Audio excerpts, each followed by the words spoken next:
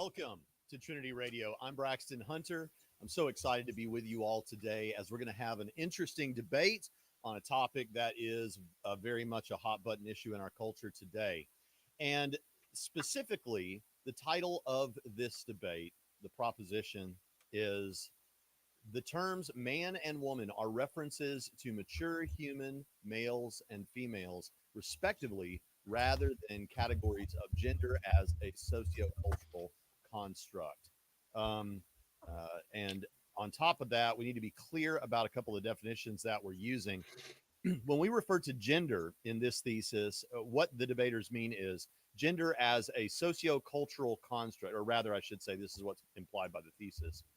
Gender as a sociocultural construct is a category that includes any and all humans exhibiting a sufficient but unspecified number of traits that larger society ordinarily associates with people they categorize together as a gender, usually with one sex or the other.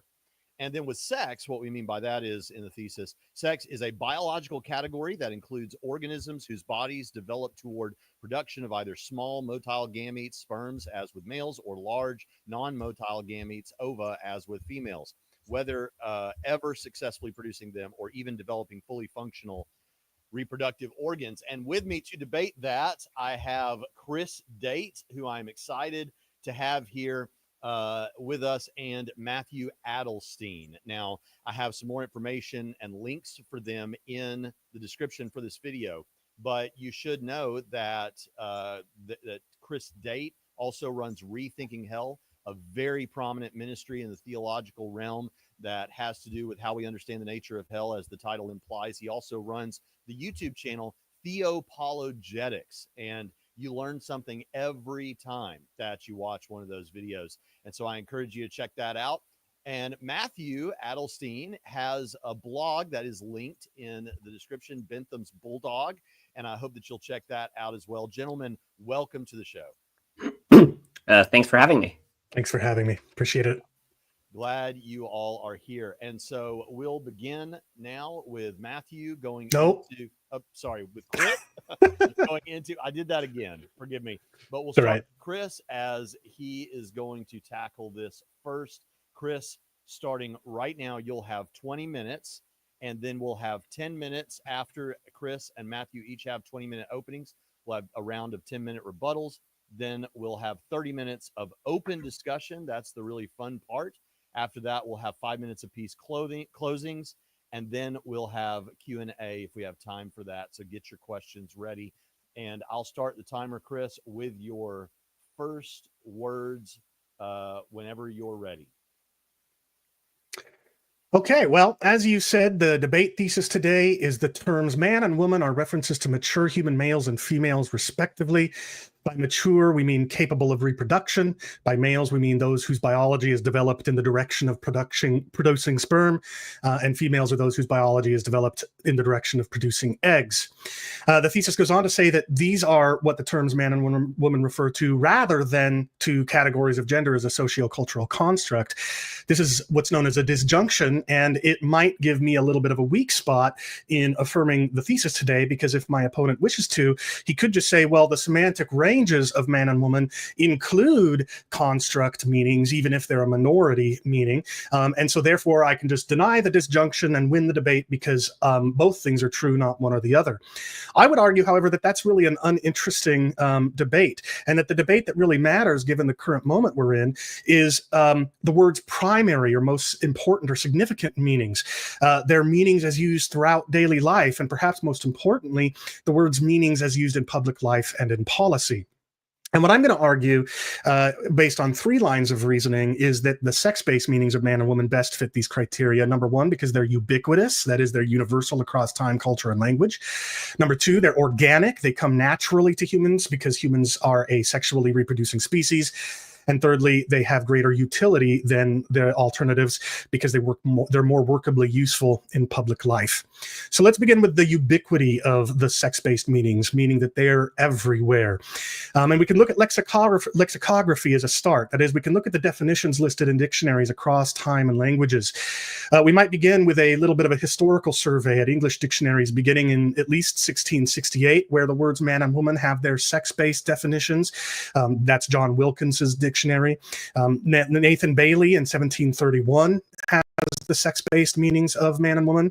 James Barclay in 1792 adds the element of maturity, so it's an adult or full-grown male and a full-grown female rather than just a male or a female. Noah Webster continues the trend in 1841 with the sex and maturity-based definitions.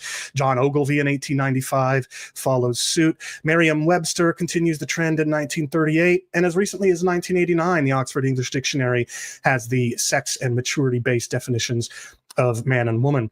To my knowledge, based on what meager research I've been able to do, I can find no historical English dictionaries that include either the gender identity definitions of man and woman, or male or female, or social construct meanings of man and woman. Fast forwarding to the present day, and we see dictionaries continue to follow this trend. The American Heritage Dictionary defines man and woman with their sex-based and maturity-based meanings. Collins dictionaries do likewise. So too do Longman dictionaries, Oxford Learners dictionaries, vocabulary.com, Merriam-Webster, and Cambridge dictionaries all prioritize the sex and maturity-based definitions of man and woman, even if, as one or two of these do, even if they include as secondary or tertiary additional definitions that are either based on identity or social construct.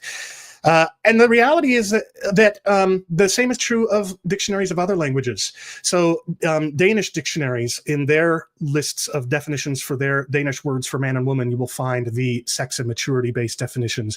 You'll find that in French dictionaries. You'll find it in German dictionaries. You'll find them in Korean dictionaries. You will find them in Russian dictionaries, in Italian and Portuguese, and virtually any language in which there is a respected sort of authoritative dictionary that people generally agree does a good job of capturing the meaning of the words in that language.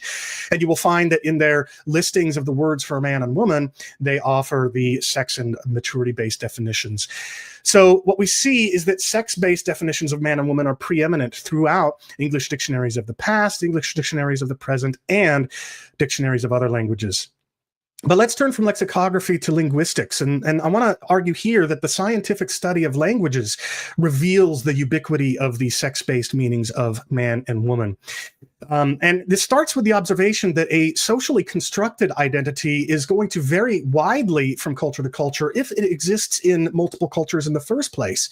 And as a result of that, you won't expect, and I don't think you'll find, that there are words in every single human language for socially constructed identities. But linguists do find words in every single language for the difference between adult males and adult females, namely their terms for man and woman. We see this because linguists have identified what they call core vocabulary, the vocabulary at the core of every human language, the best known list of which is known as the Swedish list. The Swedish list is a list of 100 terms that are found within every language, or at least alleged to be found in every human language, and that list includes man and woman as adult human male and female, respectively. But the Swedish list isn't the only such list. There are several others, and a linguist and software engineer by the name of Cliff Jones looked at 5 such lists, including the Swedish list and 4 others, and he compiled a list of all the terms that appear in at least 2 of those 5 lists. And what he finds is that man and woman are included in that list. So as far as we can tell, virtually every single human language has words for man and woman as meaning adult human male and adult human female, respectively, which does not make sense if these words are social constructs. Furthermore, when linguists teach their craft to students, they have canonical examples that illustrate what they call semantic analysis, in which the canonical example that they offer to new students is the example of the distinctions between man, woman, boy, and girl. More specifically, componential analysis is the word used to describe the practice of linguists breaking down a word's meaning into the component meanings that make it up. And again, the canonical introductory example they use are the words man, woman, boy, and girl.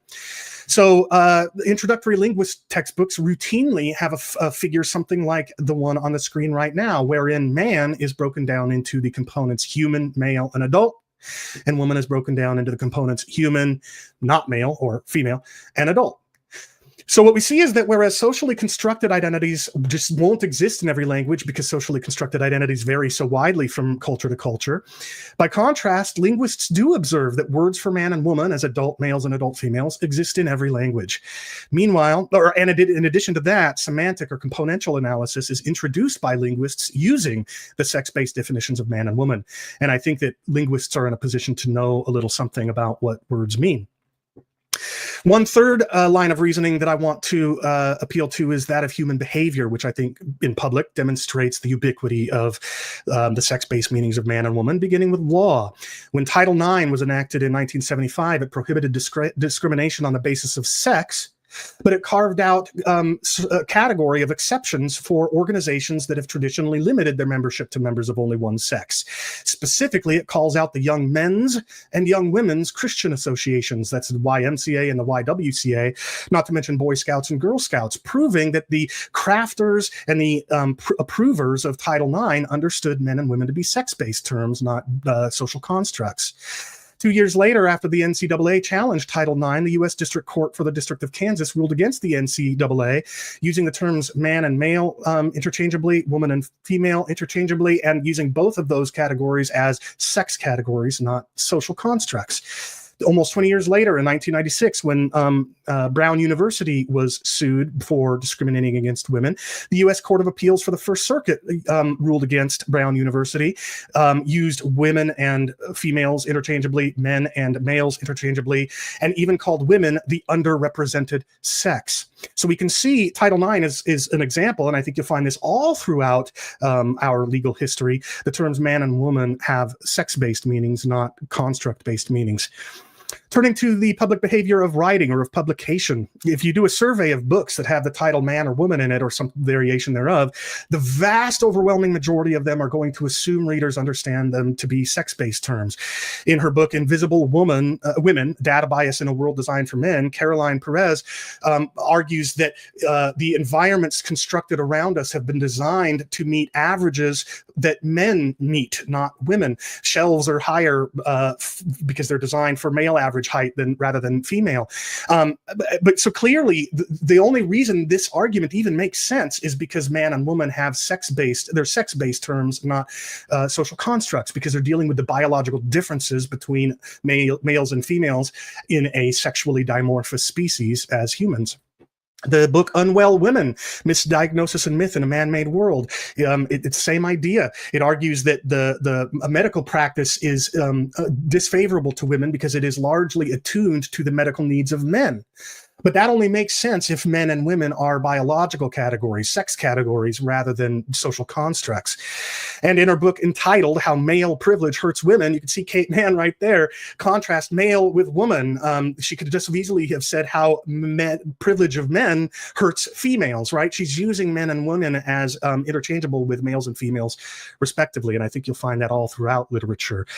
In the realm of science, archaeologists will dig up hundreds, if not thousands of year old remains of a female and call it a woman without any knowledge about what kind of social construct that woman might have been assigned by the surrounding society. Similarly, in biology textbooks, they'll point out that women exhibit different symptoms of heart attacks than men do, which only makes sense if by men and women the books mean males and females respectively, because social constructs don't have different symptoms of a medical condition like this. And similarly, this biology textbook says that Turner syndrome is something that affects women who have one X chromosome instead of only two. And it says that older women are more likely to give birth to children with Down syndrome than younger women. But that, again, only makes sense if woman here is a biological category rather than a social construct. One other realm of public behavior that I'll point to is film.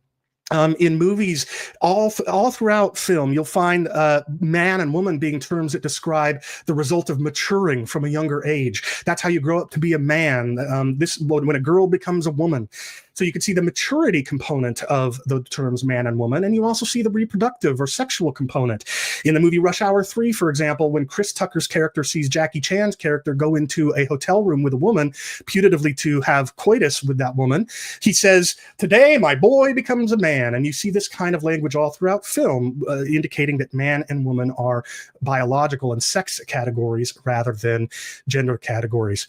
So this is just a tiny sampling of various spheres of human behavior in which it's demonstrably the case that people use the sex-based meanings throughout daily life. We see that sex-based meanings of man and woman permeate laws that affect millions, and the participants in or the producers of writing, science, and film assume that their audience use the sex-based meanings of man and woman rather than identity or construct-based meanings. Now, in the time I've got remaining, I want to turn to two lesser important lines of reasoning, but things that I think are still relevant. Firstly, the organicity of sex meanings. That is, they're organic. They come naturally to human beings as a sexually reproducing species. See, our deepest biological drive as humans is to reproduce. And so we naturally make distinctions between those who can't yet reproduce and those that can. And we make distinctions between the two different sexes that are necessary for reproduction. One of each, a male adult and a female adult, are required for offspring. So of course, we give them names. We call the one a man and the other a woman. Now, children aren't yet capable of reproduction. However, we expect them to be one day, and we sort of groom them to be. We prepare them for life as sexually reproducing adults, and so we assign them terms, boy and girl, respectively. It's simply the case that our deepest biological drive as humans gives organic rise to these sex-based terms, and that's why what I'm saying is they arise and they persist because they are natural to the human experience. By contrast, the propagation of other meanings, like the meanings that my opponent favors, requires ideological activism. So the gender abolitionist feminist Simone de Beauvoir, for example, wrote in 1949 that one is not born, but rather becomes a woman. And by woman, she meant the figure that the human female takes on in society. And she is generally credited as thus having introduced the sex-gender distinction, and many feminists have followed in her footsteps, understanding the term woman to be a social construct. However, it's important to note that one can fight and reject societal sex norms, roles, and stereotypes without denying the reality of sex. Indeed, what are known as gender-critical feminists, sometimes offensively called TERFs, trans-exclusionary, reactionary, or radical feminists, they embrace sex and sex-based meanings, not only while, but in service to fighting societal sex norms and stereotypes. Now, the woman as social construct meaning didn't really catch on very widely outside of feminist and academic circles until more recently, when they were leveraged by those promoting gender ideology. We could see that in January 2020, Joe Biden, while he was running for the 2020 presidential election, said that transgender equality is the civil rights issue of our time. And ever since then, and it had already begun prior to that, but it really took off then, society has been inundated with attempts to try and get people to change what they understand the terms man and woman to mean. And as a result of that, later in 2020, Merriam-Webster expanded its, what do you know? What a surprise. They expanded its definition of female to include gender identity definitions. And then sure enough, 2 years later in 2022, the Cambridge Dictionary updated its entries for man and woman likewise. And of course, these the people behind these dictionaries just claim that they're responding to the changes of terminology over time. But I think anybody who's actually looking at things objectively will see it's extremely likely that they are responding to activism. So what I'm arguing here is that the few dictionaries that have added gender identity or social construct definitions to man, woman, male, or female, they've done so not organically or naturally, but as a response to activism in the modern zeitgeist. See, identity and construct-based meanings of man and woman, they just don't come naturally to humans en masse. They've got to be forced upon them by activists. Lastly, I want to look at the utility of sex meanings. The sex-based meanings of man and woman they have a far greater utility in public life. And I want to look at three examples of utility. I might be using the word utility a little loosely, but I could look at a whole host of them. The three I want to look at are the fact that, number one, the sex-based meanings permeate existing law, policy, literature, infrastructure, etc. Number two, they're objective, whereas the social construct and identity definitions are subjective. And number three, the sex-based meanings are freeing, whereas the social construct and gender identity meanings are regressive.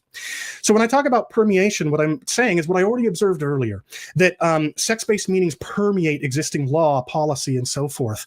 Meanwhile, identity and construct-based meanings are literally incompatible with existing uses of man and woman, at least as they're intended in law. So, for example, Title IX used the terms man and woman in their effort to protect and uplift females. But if woman isn't sex-based and it's instead identity or construct-based, then females end up subjugated in sports and other spheres to males who identify as women. Another example is bathrooms. The segregation of men's and women's bathrooms is meant to protect females, but if woman isn't sex-based, then it actually exposes females. It doesn't protect them. So the fact that the sex-based meanings permeate law means that you can't just retroactively assume that those terms mean have identity or construct-based meanings without negating and contravening the very efforts that those crafters of law were attempting to do. Secondly, objectivity. Sex-based meanings are independent of fluctuating feelings or consensus, but with identity-based meanings, one's status as a man or a woman fluctuates with one's feelings. One could be a man one day, a woman the next day, or neither the next day, or both the following day after that. How can you possibly engage with that kind of view in public life in any sort of consistent basis? And similarly with construct-based meanings, one's status as man or woman on this meaning fluctuates with public consensus. So, I'm a kind of an unmanly man. I don't really like many sports, and I like some art, and I cry at movies, and I like literature and stuff like that. So right now I might qualify as a man in the public's view, but what if people like Andrew Tate end up becoming the public consensus? Well, now I'm no longer a man, arguably. So it's far more it's far better to have objective meanings for man and woman than these fluctuating subjective ones. Lastly, and this one's really important, and this is one of the reasons I care so much about this topic, the sex-based meanings give boys and men and girls and women freedom to be themselves just as they are. There is no right or wrong way to be a boy or a girl or a man or a woman. But when you talk to parents who have come to accept that their children are trans, they'll tell you that when I realized my children were trans, it was because I looked back at their childhood and how they didn't fit gender norms, right? Here's a quote from such a parent who says that my rough and tumble girl who was a tomboy and loved mud, puddles, forts, superheroes, and zombies and so forth, that I realized that's proof that was actually a boy, not a girl. Well, that's a regressive sex stereotype. That girl should have been told she's a beautiful, wonderful girl, just as she was, even liking all those things, because women can be beautiful, amazing women and like all of those things. Meanwhile, the contested identity and construct meanings impose sex stereotypes, so that a female child who likes zombies might be a boy, and they encourage life-altering procedures for children who experience dysphoric children, and I think that's really terrible. So just to sum up my entire case so far as I wrap things up, I've offered three reasons for thinking that the words man and woman are references to adult human males and females respectively. Number one, they're ubiquitous. Number two, they're organic. They come naturally as part of the human experience. And number three, they are far more workable in public life. Thank you so much. All right. Thank you, Chris. Hopefully my mic is a little better now, but I'll never know until the chat tells me. But all right, Matthew, I'll start the timer for you, making your case with your first words. All right. I'd first like to thank Braxton for hosting this and Chris for participating in it. I think this is an important subject that merits serious discussion rather than the all too common name calling that it generates. So let me first tell you what I think the terms man and women refer to. There are a series of traits that are typically possessed by and associated with biological females. Not all women share all of these traits, but women typically have many of them. These traits include possessing secondary sex characteristics, using she/her pronouns to describe oneself, having long hair, various personality differences. For instance, men tend to be more interested in things and women tend to be more interested in people on average. Women tend to be more nurturing, painting one's nails, having high voice, being born biologically female, and so on. In short, these feminine traits are what determine whether when you interact with a person, you think of them as a woman. Intuitively, it's quite easy to think of, say, Blair White as a woman, even though she has small gametes. This is because she has a significant number of feminine traits. The same points apply in reverse to the word man. It refers to people with a significant number of masculine traits. So the idea is a woman is someone with a significant number of feminine traits, and a man is someone with a significant number of masculine traits. Chris, in contrast, thinks that the term woman univocally refers to members of the female sex. In what follows, I'll give some arguments against that. But first, let me give an analogy for broadly how I think about the word woman. For a while, the word parent referred primarily to a biological characteristic, namely the person whose sex act produced a child. It comes from the Latin parens, meaning one who begets or brings forth. But then over time, the term parent came to have a broader meaning and include, for instance, step-parents. We saw that step-parents are relevantly like parents in various important respects, and so the biological definition was too narrow. For this reason, the term was broadened to include those who fulfill a broader parenting role. This was quite a fortunate development. Counting step-parents as parents is a good thing. Because they should be treated like parents in all sorts of ways, for instance, they should be allowed to pick their children up from school, broadening this definition was a good thing. It would be silly to insist that parent must be a biological term because that's how it's been traditionally used in the past, or to point to dictionaries from other languages that use the term parent to refer to a biological role and say that that must be what the term parent continues to mean. I think that the word woman and the words woman and man are similar. For a while, they were primarily used to mean adult human males and females, or at least that's what people thought of what the terms meant. But over time, people came to see that the thing that best captured the concept was different from what they traditionally believed it, based both on considerations of what instances seem to fit with the term and on normative considerations. And so I think it would similarly be silly to cling to the old definition when the definition has changed, and for good reason. My first argument is that the terms man and woman are used in lots of different ways. At the very least, this should mean that the terms are polysemous, having multiple meanings that are permissible, rather than, as Chris asserts, univocally meaning adult human, female, and male. When chemists talk about something being toxic, they mean something very different from when therapists do. But neither chemists nor therapists are using the words incorrectly. There simply are two distinct permissible meanings. Similarly, if all Democrats began using the term fish to mean aquatic animal of some sort, that would begin to be a permissible definition, even if they were doing it for certain ideological reasons. A definition is only impermissible if it goes overwhelmingly against common usage. But the definition that I've given simply doesn't do this. Lots and lots of people use the term women to include trans women and vice versa. In light of this, it seems that at the very least, there will be multiple permissible definitions. Thus, given that Chris is committed to the idea that the terms man and women univocally reference biological sex, his position, I think, is implausible. My second argument is that my definition of the term woman captures linguistic intuitions much better than the alternative. Consider Blair White, for instance. It feels highly unnatural to refer to Blair White as a man. While Chris claims that treating trans people as the sex that they identify as stems from ideological commitments, one only treats Blair White as a man if they are ideologically committed to doing so. That's why conservatives often struggle to refer to trans women, to women who identify as men,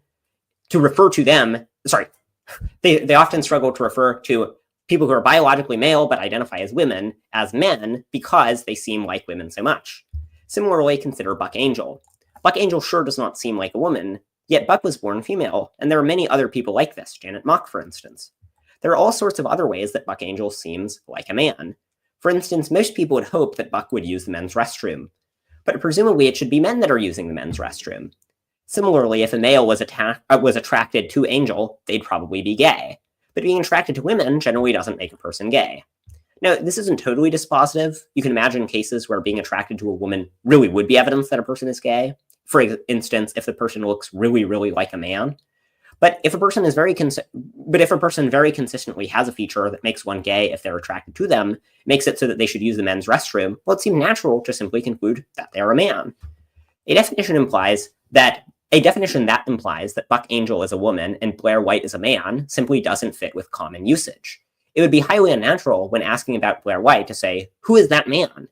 I think it's a desirable feature of language when you don't have to use your language as a shibboleth to express your ideological commitments.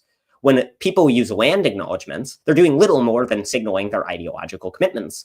And yet using women in the way that Chris does, without signaling as one's ideological commitments, is impossible. If people are simply using the terms as they're often used, that's not how they'll end up using the term.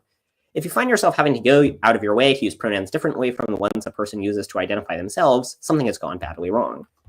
Notably, this is generally how we go about deciding upon definitions, looking at how the terms are ordinarily used. If a person defined the term water as simply meaning a clear liquid substance, well, that would include apple cider vinegar. It's therefore a bad definition. So if Chris's definition also has counterintuitive linguistic implications, that's a bug, not a feature. My third main argument is that Chris's definition goes against various significant normative considerations. I think the term woman, like many terms, has a normative component. If we're arguing about who counts as a priest, for example, or what counts as marriage, our argument won't just be about who most people use the term priest to refer to. Instead, it will be about who should be treated as a priest for certain relevant purposes, who, for instance, has valid sacraments. Most people with a traditional view on marriage would presumably hold that even now marriage doesn't refer to gay marriage, and most people with a more liberal view would hold that even many decades ago, before gay marriage was widely accepted, nonetheless the right definition of marriage would have included gay marriage. Similarly, the term woman has certain important normative implications. You'll find a great degree of correlation between who one believes a woman to be and who one thinks should be allowed to use women's restrooms. Similarly, it seems that who one believes a woman to be, who one believes to be a woman, correlates with who should be permissibly referred to using she, her pronouns. So the terms man and woman don't have purely linguistic implications. They also have implications about how we ought to behave and how we ought to treat people. Think of it like the word parent. One reason why it's right to call step-parents parents is that they should have all sorts of roles associated with parents.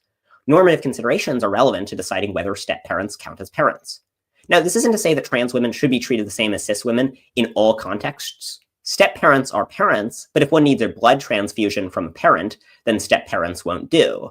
For that reason, even if you think trans women are women, you could still in principle hold that they shouldn't be allowed to compete in women's sports. Just as even though Superman is a man, he shouldn't be allowed to play men's football on account of his superpowers. I think that in this way, using the term woman the way I use it better fits with our normative intuitions. Say what you want about Buck Angel, but Buck should not be using the women's restroom. For many trans men, which is to say biological females who transitioned to be men, people would be very uncomfortable if they used the women's restrooms. Similarly, I think that trans women should be referred to using she, her pronouns. Referring to a trans woman as a man is just pointlessly cruel. It's just liable to upset her for no reason. My understanding is that Chris generally goes out of his way to avoid using pronouns to describe trans people when they're around, because he doesn't want to offend them by using the pronouns that he believes to be accurate. But if you can't use pronouns without being a jerk, that's a real cost of your definition. I'm perfectly happy to use pronouns to describe trans people, and for good reason. Talking without using pronouns is annoying and inconvenient. It's a cost of a view of language if it requires that we tiptoe around using words for fear of offending people. Now, this isn't dispositive on its own. So, you can imagine a person who has schizophrenia, but it might be mean to call them schizophrenic to their face, even though it happens to be true. There are some things that are true, but saying them is hurtful. But if a definition makes it almost impossible to permissibly use pronouns without being a jerk to describe trans people, that makes it require a highly unnatural way of speaking. And that's a serious defect.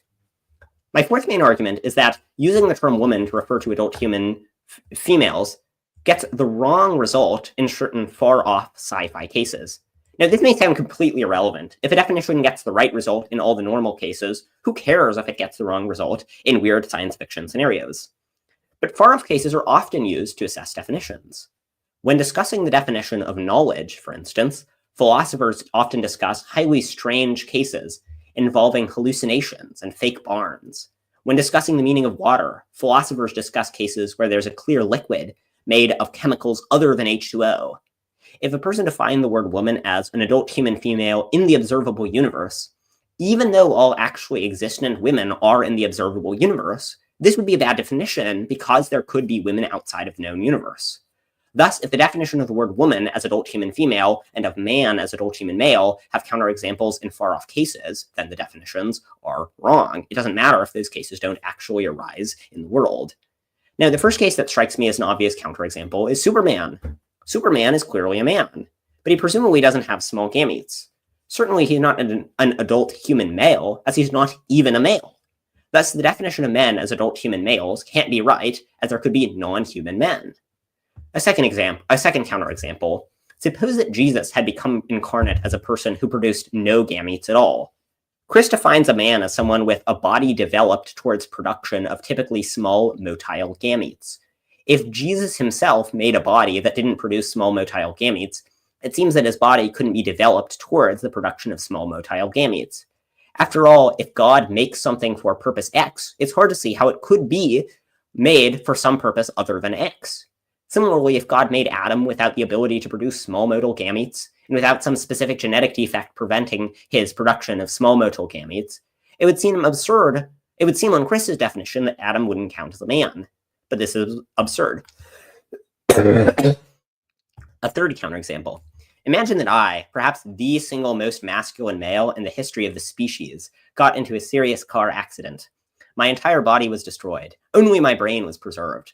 Scientists took out my brain and placed it into a robot body, one that produced no gametes at all, but had traditional male secondary sex characteristics, and that functioned in ordinary ways like male bodies. Thus, I still had the same mind, looked male, and was functionally male in important respects. In this case, I don't think I'd have stopped being a man. Having a robot body doesn't make one stop being a man. But on Chris's definition, because I no longer have a biological body geared towards producing large gametes, I would no longer be a man. A fourth counterexample, Christians often think that between the resurrection and our earthly death, we are bodiless souls in heaven. Now, I know that Chris doesn't hold this view. Chris is a physicalist. So he thinks that in order to have mental properties, we have to have our physical properties. But suppose that this were true. Well, in limbo, would men stop being men and women stop being women in the time between death and the general resurrection? Ironically, if this is true, then if this Christian view is correct, most everyone will be transgender at some point in their life. Now, Chris might object that this scenario is impossible. Chris is a physicalist, so he thinks that to have a mind, you must have a body. Now, Chris is, of course, wrong about this, but that's not what we're here to debate. However, even if a scenario is impossible, it can still serve as a counterexample. Imagine you defined the word number as, quote, an integer except the number 5 if it is the second digit of pi. Now, this would be a bad definition. If 5 were the second digit of pi, it would obviously be a number. But crucially, 5 being the second digit of pi is impossible. Nonetheless, this still serves as a counterexample. Similarly, even if disembodied minds are impossible as a matter of fact, they can still serve as a linguistic counterexample if, were they to be possible, they'd falsify Chris's definition. Similarly, it would be highly weird if to figure out whether someone is a woman, you needed to know if physicalism about the mind was right. A last counterexample. Imagine a mad scientist took my brain and placed it into the body of a biological woman who transitioned to look male, perhaps Buck Angel. By Chris's definition, it seems I'd stop being a man, but this really doesn't seem right. My fifth argument is that even if you don't think my definition is right, you should still think that women aren't adult human females. Chris is on the affirmative, so if we're both wrong, then his position is still false in the debate. Now, I've given a series of objections to Chris's view. Suppose you buy those objections, but also buy Chris's objections to my view. In such a case, I'd suggest you should still reject Chris's view. It turns out to be famously tricky to define terms. Even innocuous terms like knowledge have generated thousands of years of philosophical debate as to the right definition. There's often some obscure counterexample to every proposed definition. People on Chris's side of the issue like to ask people on my side what a woman is, and if they can't answer, they treat this as a major issue. Now, obviously, I'm happy to discuss the subject. In fact, that's what this debate is about. But even if you can't define a term, you can know that some other definition is wrong. Philosophers now mostly agree that knowledge is not just justified true belief. If it were, that would imply that if you believe true things by accident and are justified, you have knowledge. For example, suppose that you justifiably think that you'll be hired for a job, and your name is Fred. So you believe Fred will be hired for this job. Now suppose that, in fact, they hire somebody else named Fred. Your belief would be true, and it would be justified, but it seems like you didn't know that Fred would be hired. If defenders of the justified true belief definition asked the lay people what knowledge meant, they probably wouldn't get a very cogent definition. This wouldn't mean that their definition is right, it would just be a cheap gotcha. Similarly, even if a person on the street can't define the term woman, I don't think that makes them necessarily unjustified in their belief that trans women count as women. Thus, even if you end up disagreeing with my definition, so long as you think there are counterexamples to Chris's you should think that my side of the debate is broadly correct. And with that, I conclude my opening statement. I'm excited to discuss these points more in the coming open discussion and the rebuttal period. So thank you. All right. Thank you, Matthew. Thank you, Chris. I've enjoyed those opening statements, and now we'll move into 10 minutes apiece of rebuttal. Chris, we'll begin with you, and the timer will begin with your first words. All right. Well, firstly, I want to thank Matthew. Matthew is very clearly bright, articulate, and kind. I'm extremely thankful for the interaction. And frankly, I think that the case that we've just heard from him is the best that you will find any gender ideologue able to offer. And that's not saying much. I don't think it's a good case, but it is by far, I think, the best case you'll ever hear somebody make in support of gender ideology. Now, I can't address everything in the 10 minutes I have that Matthew argued in the 20 minutes he had, and the same of course is true in reverse, right? He's not going to get to every single point that I made in 20 minutes in the 10 minutes he has. So I'm going to try to address some of the things that I think are most important in the time that I've got, and of course we'll unpack more in our conversational time. Firstly, as I predicted, my opponent, Matthew, argued that the semantic ranges of man and woman include these construct-based meanings, even if it's only a minority of people who use them.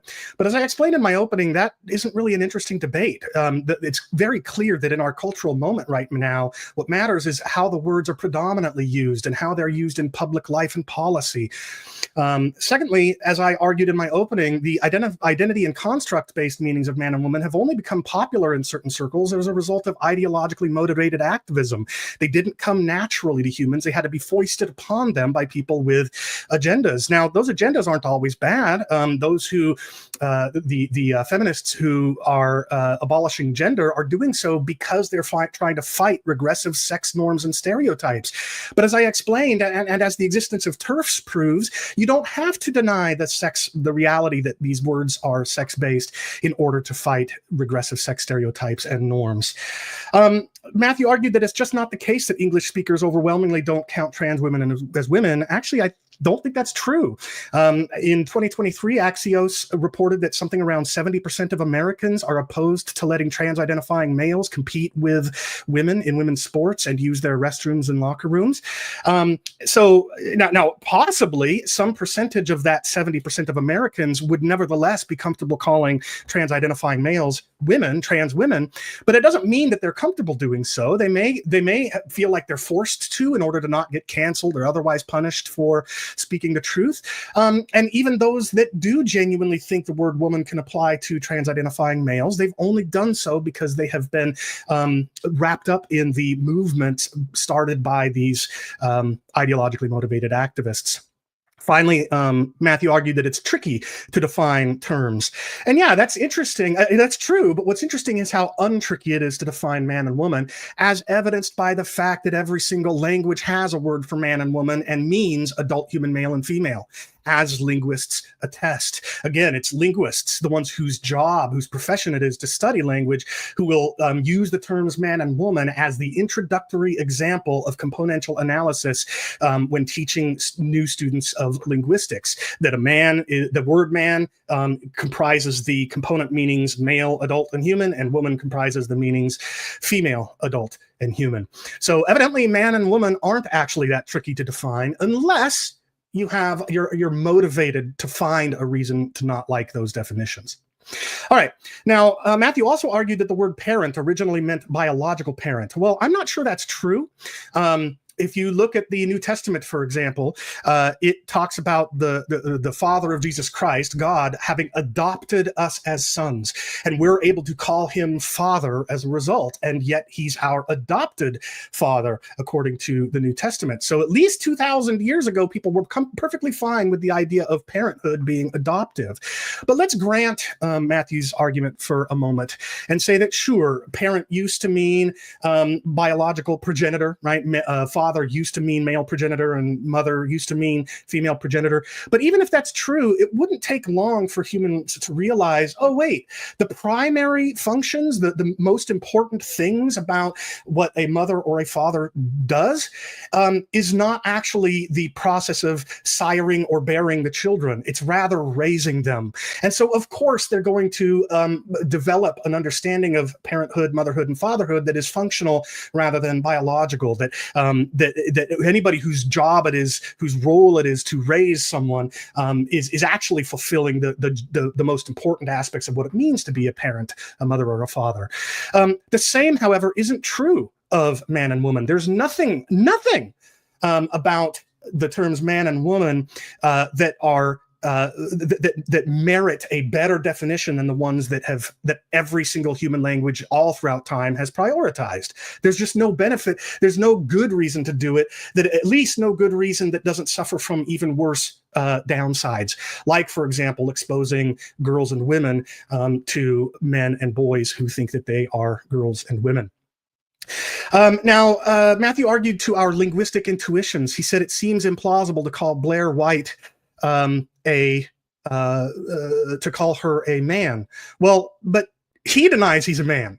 You go look at Blair White's own quotes, and he affirms that he is a man. And strangely, Matthew said you can't do that without being ideologically committed. So wait a minute, you're saying that the transsexual known as Blair White is ideologically committed to conservatism because she refuses to say she's a woman? I mean, that's absurd. And the same goes with Buck Angel. She explicitly says she's not a man. She is a transsexual, meaning that she presents as one, but she isn't one. She's clearly not a conservative. I don't know how you could possibly say she's ideologically committed to conservatism. Now, it is true that some people, including some conservatives, struggle to consistently use the right pronouns or the right sex-based terminology for Blair White and Buck Angel, but that doesn't mean that there are intuitions at play. So many such people are being told to call Blair White and Buck Angel a woman and a man, respectively, despite knowing that the opposite is true.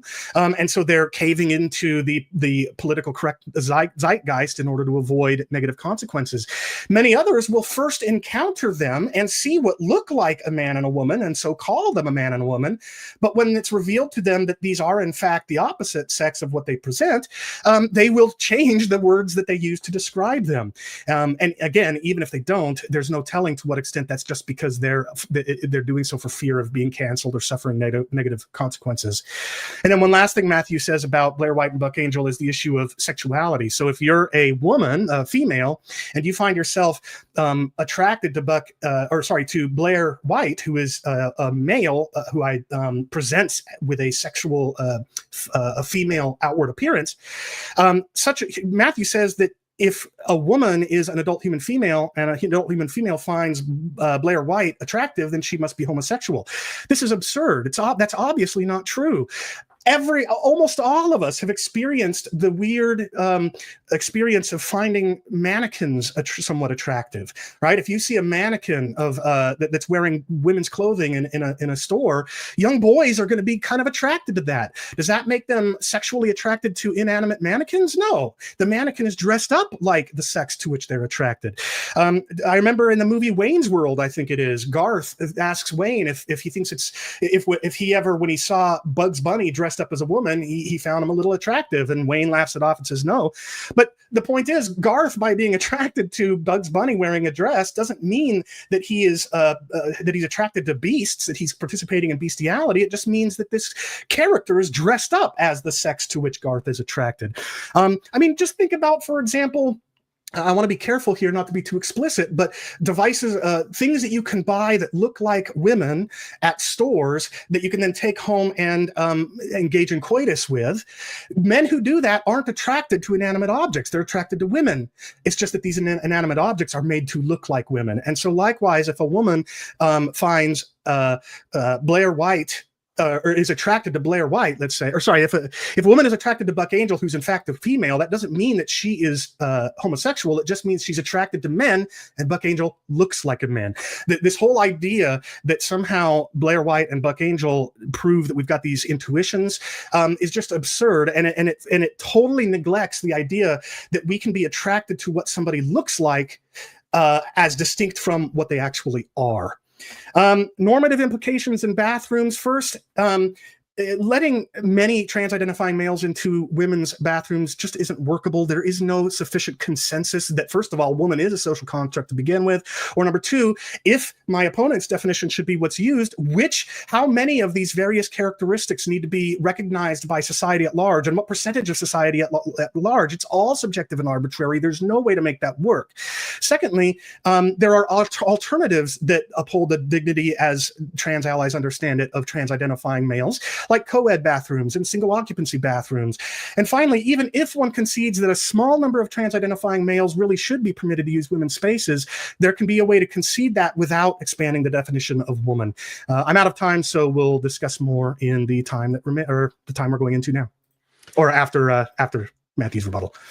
All right, Chris, thank you for that. Matthew, your 10 minutes for your rebuttal begins when you speak. All right. Thanks, Chris, for that rebuttal. And I want to say I also find Chris to be thoughtful and interesting. Okay, so I have a few broad comments about Chris's opening statement. The first one is that what matters to what a term means is not what the term has meant historically, nor is it what the term means in other languages. If you want to figure out what a term means in our language, what you should look at is how people in practice use the term. Now, most people in practice, I think, use the term woman to refer to at least a significant number of trans women. Most people would refer, if someone asked, who's that woman, and pointed vaguely in the direction of Blair White, people would not be confused about what you were saying. Chris said that what matters is the sort of general and common use. So he was saying, there doesn't have to be a single universal meaning. If the word's polysemous, but there's a single common meaning, then Chris's position would be right. After all, there's a single most common meaning. I don't think this is correct. So if it's true that the word has multiple different definitions, and none of the definitions have gained significant linguistic dominance over the others, then if a person uses the term woman to refer to trans women, they're not making any linguistic error of any sort. And so unless the definition is sort of so overwhelming as to make other definitions wrong, then it seems that we can permissibly refer to trans women as women. Similarly, if you take various terms, there are a whole range of terms that have multiple meanings. So take, for instance, the term toxic.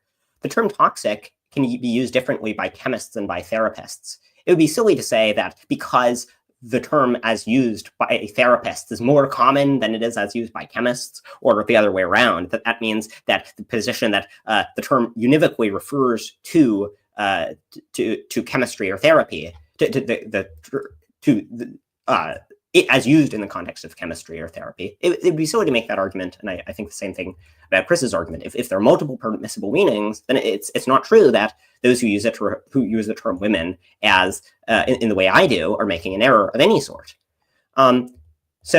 Chris asserts that the term woman, as he uses it, is ubiquitous across cultures, and he thinks that its broad ubiquity is a good reason to think it's correct. But what determines the right definition, as I was saying earlier, is how some word is used now, not how the word has historically been used.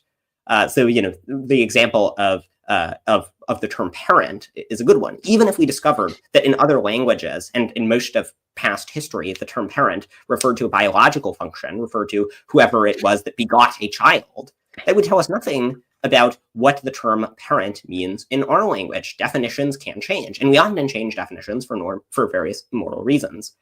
Or to give another example, even if you'd claim on normative grounds that marriage should be between one man and one woman, clearly the way that at least most people use the term marriage in the English language includes gay marriage.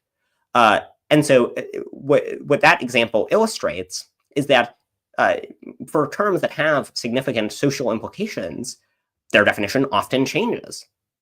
For almost all of human history, there's been a single term for sea creature, but now this has been replaced by more precise categorizations. We now categorize whales as different from fish. We don't just use one broad term to refer to both of them. When we learn more things, it makes sense for our definition to change. I also dispute that the definition has changed. The definitions that Chris and I give would have agreed in 99.99% of cases historically. And so if there's a case that never or almost never comes up, it's silly to use how people in the past used terms with regards to that definition as telling us anything very important about which of those definitions is correct. So to give an analogy, philosophers have spent lots of time arguing about the definition of knowledge. Some philosophers think that knowledge means justified true belief. Others disagree. Now, if dictionaries consistently listed knowledge as meaning justified true belief, that wouldn't tell us much about which of the definitions is correct, because dictionaries are not in the business of adjudicating between highly technical edge cases that rarely arise. They're in the business of pointing us in the general direction of a concept. And if you look at a definition of the term male, it's not going to use what Chris thinks a male is. It's not going to refer to the proper function to produce gametes of any sort. It'll give a much more vague and general definition. So I think that the definitions that were used for most of history were just underdetermined between the definitions that Chris and I were using. Now, Chris says that things that are socially constructed generally don't exist in every human language. This is just false. Every concept will refer to some fact about the world, and often society determines which of those segments it picks out. So, there's a term for the color white and a distinct term for the color yellow. Now, you could have had a single term for the colors white and yellow. Exactly what sort of segment of color space is picked out will differ. Will be somewhat arbitrary and conventional. But color facts are, of course, ubiquitous in every culture. And so the fact that which exact clusters of facts are picked out can differ from culture to culture. That doesn't tell us anything very important about whether or not that doesn't have any bearing on whether you'd expect the word to be ubiquitous across cultures. Chris asserts that ubiquitous public behavior tells us that his definition is correct. But I think the examples he gave to show this all show merely that people for most of history thought that that ordinary usage of women refers to females. All that it shows is that most women are females. So people in practice will usually use a person being a female to refer to them as being a woman. It doesn't show that they thought that they meant the same thing. So you might talk about dogs having 4 legs, even though dogs don't always having 4 legs. A person might have dug up a prehistoric dog and say that the dog used his legs to chase after prey and hunt, even though maybe the dog didn't use their legs to chase after prey and hunt. So I think that's sort of similar to the case that Chris gave about digging up a prehistoric human and declaring that they're a woman. I think ubiquitous public behavior doesn't distinguish between our definitions because they'll agree in the majority of cases. Chris's next major argument was that his definition is more organic. It comes naturally as an extension of similar terms in other animals. And so we should think it will in humans as well. So, just as there are terms for males and adult males and females in other animals, presumably there will be one in English. Now, I'm very doubtful of this methodologically. If you want to figure out how a term is in fact used, you shouldn't do guesswork based on inferences from how people use the terms regarding other animals. You should look at how people use the terms when applied to humans. There are a whole range of organic terms that can change over time. So, for example, regarding the parent example, when we use the term parent primarily to refer to who it is that gave birth to offspring, and we use this when we're referring to animals of other species. We do this because, we do this in a way differently from how we do it in the human context. So when we're talking about animals, we'll generally use the term parent to refer just to whoever was biologically, whoever gave birth to an organism, even if they're not involved in the caring and nurturing of that organism. We'd say of one fish that they're the parent of the other fish, even if they weren't involved in nurturing. And so it's perfectly permissible for us to have different words when describing things in humans as when describing things in other species. There are a whole range of terms we have that refer differently in the human species and in other species. We refer to a group. We have terms for groups of other species like troop and packs, but we don't have a term for a group of people. The term predation, we use it differently when applied to humans and non-humans. When we do what would be called predation in other animals, we call it hunting. Now, so Chris's last argument is he says that his definition has more utility. It's more useful. in public life. I just don't think that's true. Chris's definition and mine would agree in the vast majority of cases. The only cases where they differ are in basically the cases of certain trans women and trans men. But I think it's much more natural to refer to, Blair White and Buck Angel and various other trans people as the sex which they look like, which they sort of act like, and which they identify as, than it is to refer to them using the ones that they were born as. Chris cited the law and noted that the law will often use the terms man and woman to refer to male and female, but the law is not. And he says that it's also more precise for figuring out things in the law. But almost every term in law, for example, culpable neglect, isn't subject to some highly precise formula for determining its applicability. And Chris's definition, I think, is also unworkable in law because proper function is not the sort of term that lawyers are used to dealing with. And it's not the sort of thing that you can check for. Okay, so that's my 10 minutes. So excited to get into open discussion. All right. Thank you, gentlemen. And we'll begin now with our 30 minutes of open discussion. Although we said, we might be willing to go a little longer. So let's just see about 30 minutes what the discussion is like. And if you guys are on the trail of something really good, maybe we continue a little bit past that, but we'll shoot for at least 30 minutes. And hey, if you have questions for these guys, you can go ahead and put those in the chat. I'm saving those. Super chats we'll try to get to first, and we may even get to some of those in the open discussion depending on how it goes. With that, you guys can just begin chatting about this freely however you see fit, and I'll give you that 30 minutes. Why don't you kick us off, Matthew? Are there any questions or points of discussion you think of?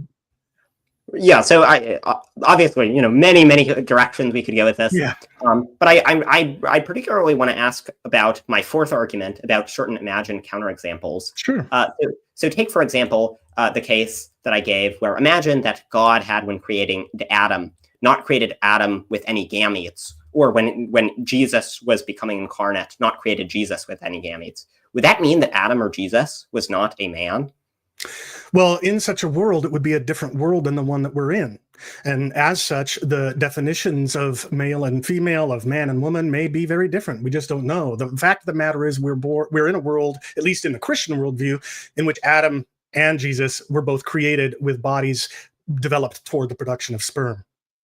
Right. So I wasn't imagining, that we'd make radical shifts to other things in the world. But suppose that's sort of like we affirm the traditional biblical narrative, and we keep basically everything about the biblical narrative the same. All that we do is it was changed that Adam and Eve did not have gametes of any sort, and the way that Adam is traditionally thought to have begotten Eve by taking a rib from his side. The idea is that's also how he gave rise to his children, and then his children had gametes of the normal sort, and so on for many generations. Right. I think in that case, even though the world would be slightly different, slightly different. Okay. Well, I mean, this would only be changes to what happened with one person. Well, then, okay, yeah, sure. To answer your question, then, yeah, Adam and Eve would not have been a man and a woman, and Jesus would not be a man, provided the rest of biblical revelation remains what it is, which is the use of man and woman to describe males and females.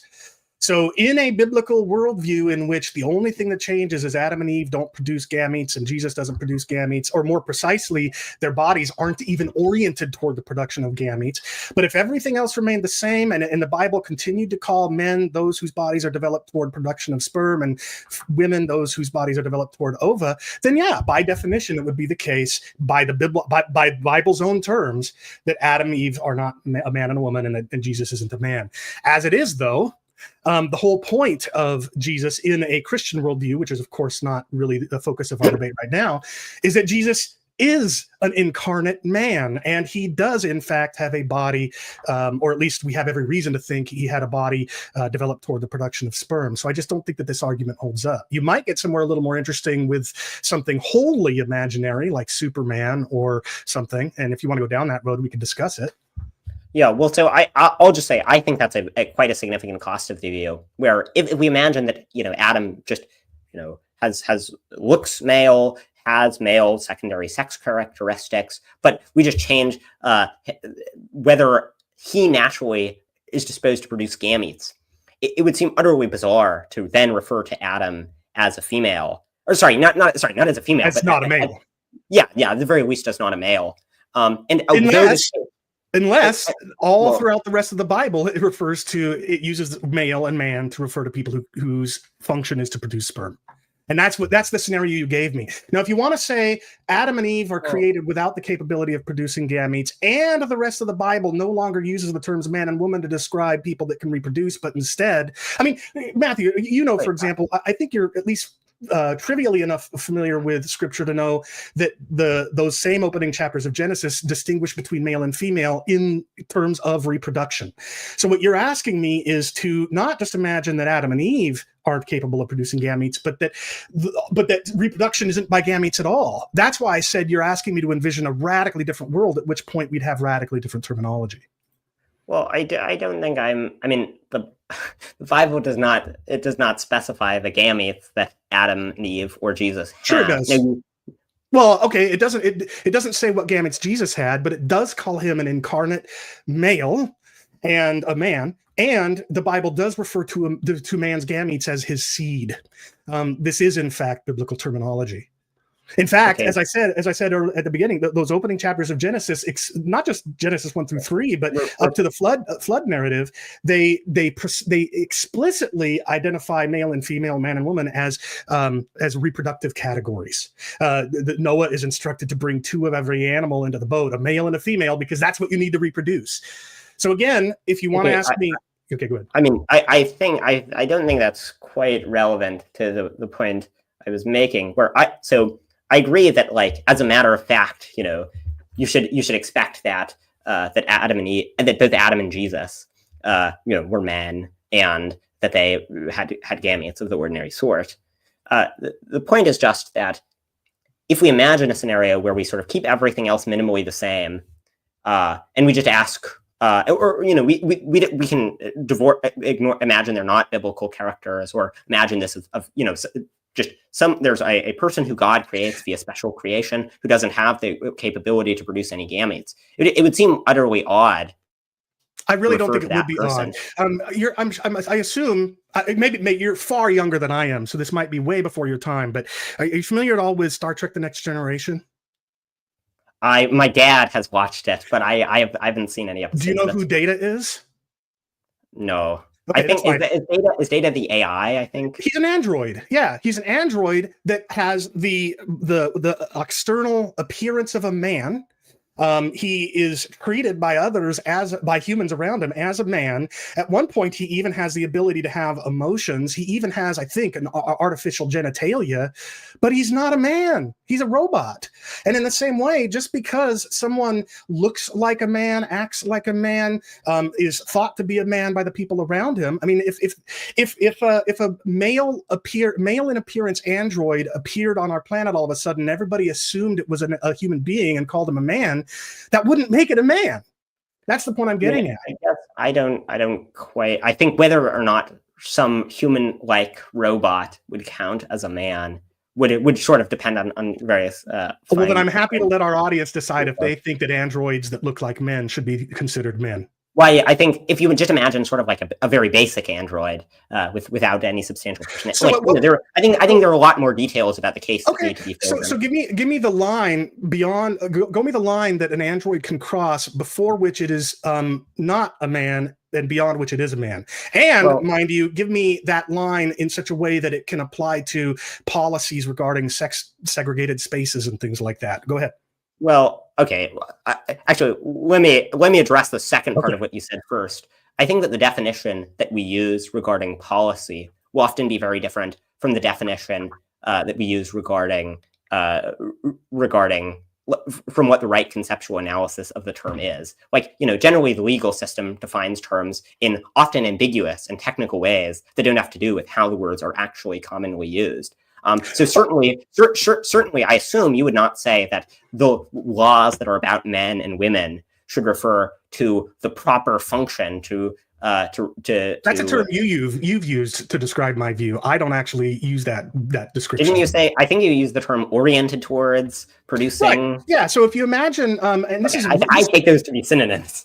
Well, but I explicitly told you in messages beforehand that I wasn't treating them as synonymous. So take, for example, if you think about a brand new fertilized egg, so a brand new human organism, I'm assuming with some reluctance that we agree that that's a new distinct living human organism, a fertilized egg, a zygote. And at the beginning of the zygote's development, it doesn't have any sort of distinguishable reproductive features. That now fast forward to sexual maturity, and they've undergone a whole lot of change. Okay.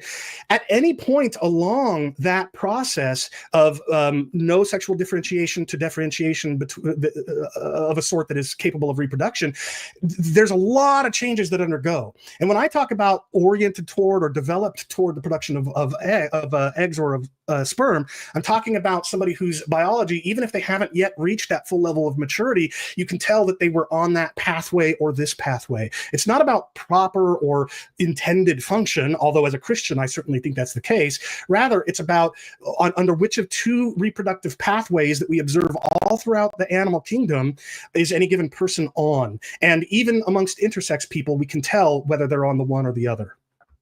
Wait, so you say which? So I understand what it means for a person to be on a particular pathway of developing certain features if they will develop those features at some future date.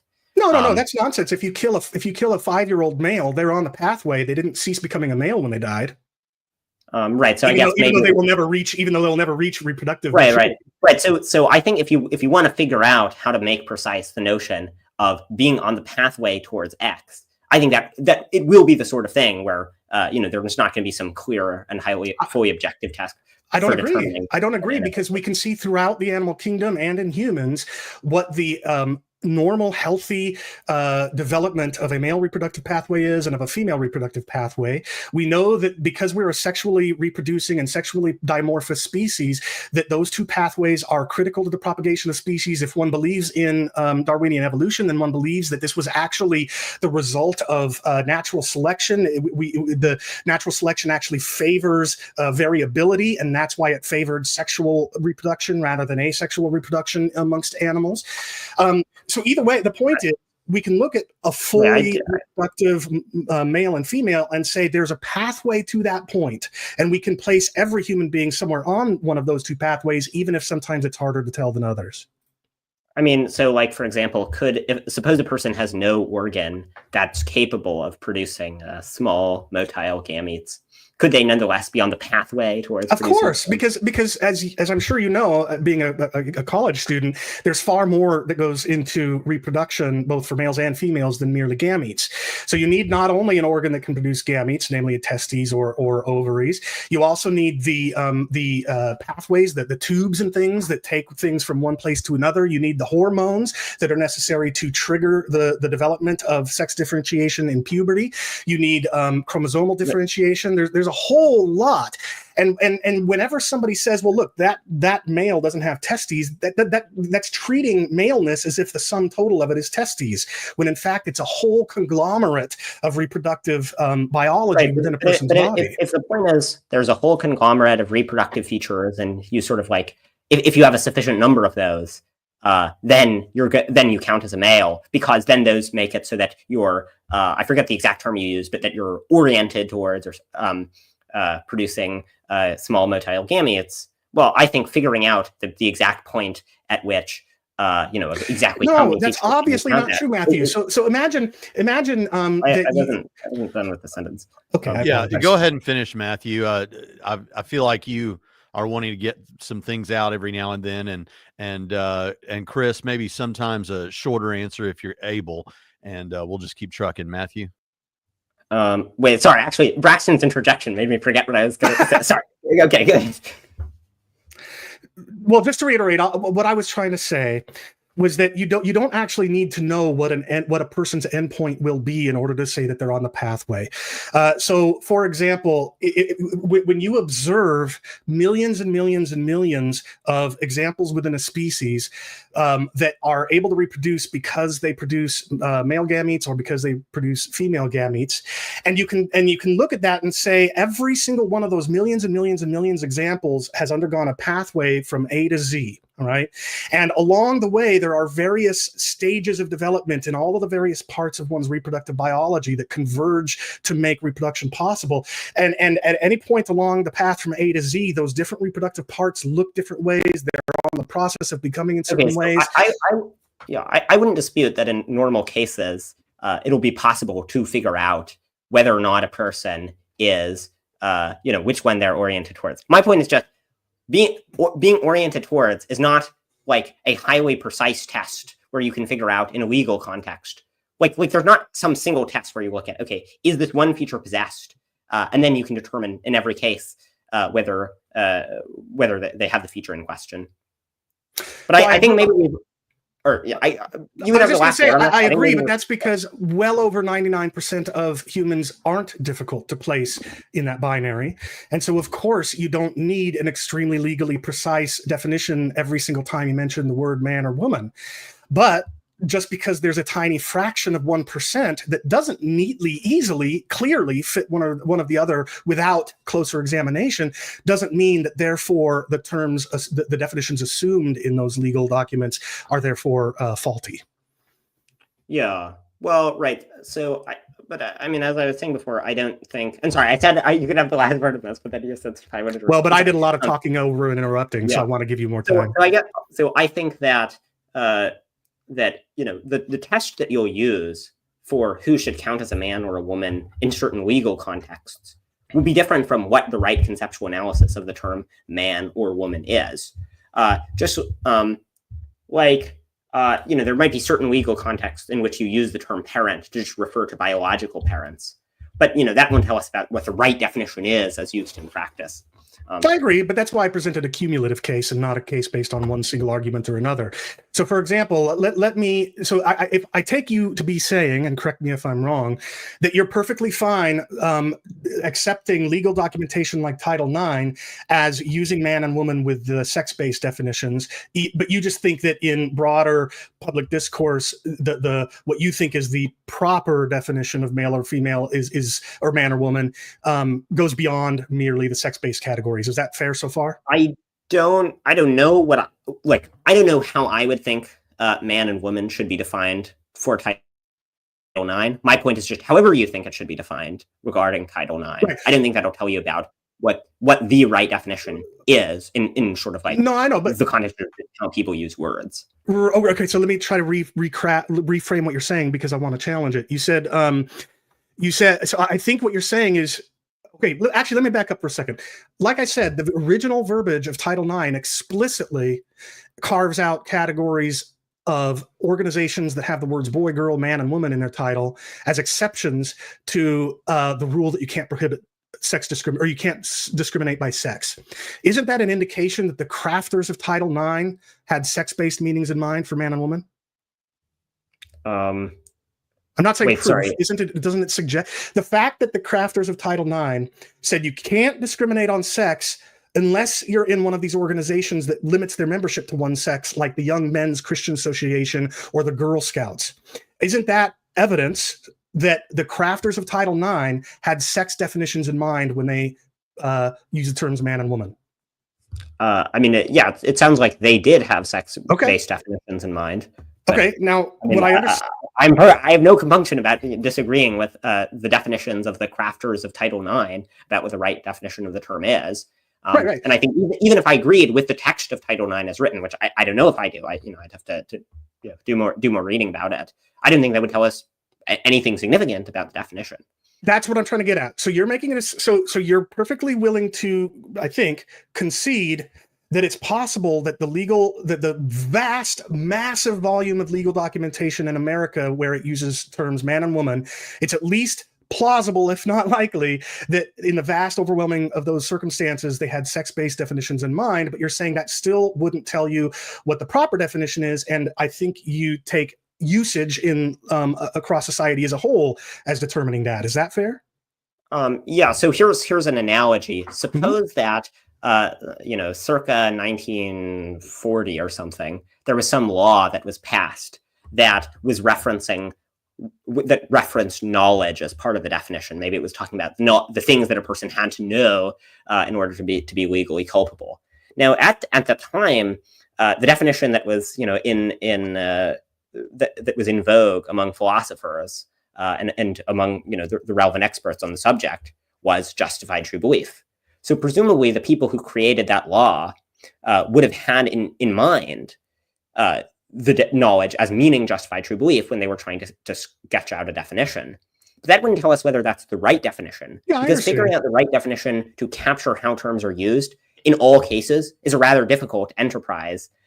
And you shouldn't use the fact that and there are lots of definitions that imply in most normal cases, but that won't work in certain obscure edge cases. I get it. So the reason why I was asking that question is because I'm willing to concede, for the sake of moving forward in the debate, that you're not challenging what the terms man and woman should be understood to mean in law. You're willing to concede at least the possibility, if not likelihood, that throughout much of American law, the terms man and woman are sex-based, but that doesn't tell you what the terms really should be thought to mean. What tells you that is how they're used in the current moment in larger society. And what I would like to know is, what evidence do you have that is what most people, a sizable enough percentage of the population to make it the proper definition of the word? What evidence would you offer? Because let me ask you about the core vocabulary linguistics argument I made. I can point to these lists of core vocabulary that linguists find words for in every language.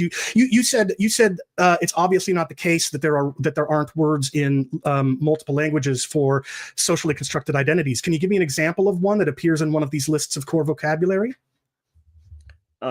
Wait, sorry. So the question is, you want? Well, I'm working to an argument. So the first question is, can you give me an example of a word, of a socially constructed identity that you can find a word for in virtually every language?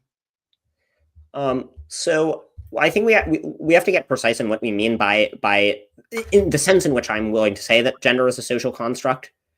So I think that I think gender is a social construct in the sense that which particular facts are picked out will differ from society to society. So in a similar sense to how, say, color facts are a social construct. So you could have a society that has different words that where they consider the boundary from yellow to green, where sort of yellowish green crosses over to green, is very different from ours. And so that's the sense in which I'd say gender is a social construct. Let me try to ask the question again. And so then I would say, well, there are lots of things like this, color facts. Give me one example of any socially constructed identity, something like parent or teacher or nerd or hero or guard or any kind of socially constructed role or identity for which there is a word in virtually every human language.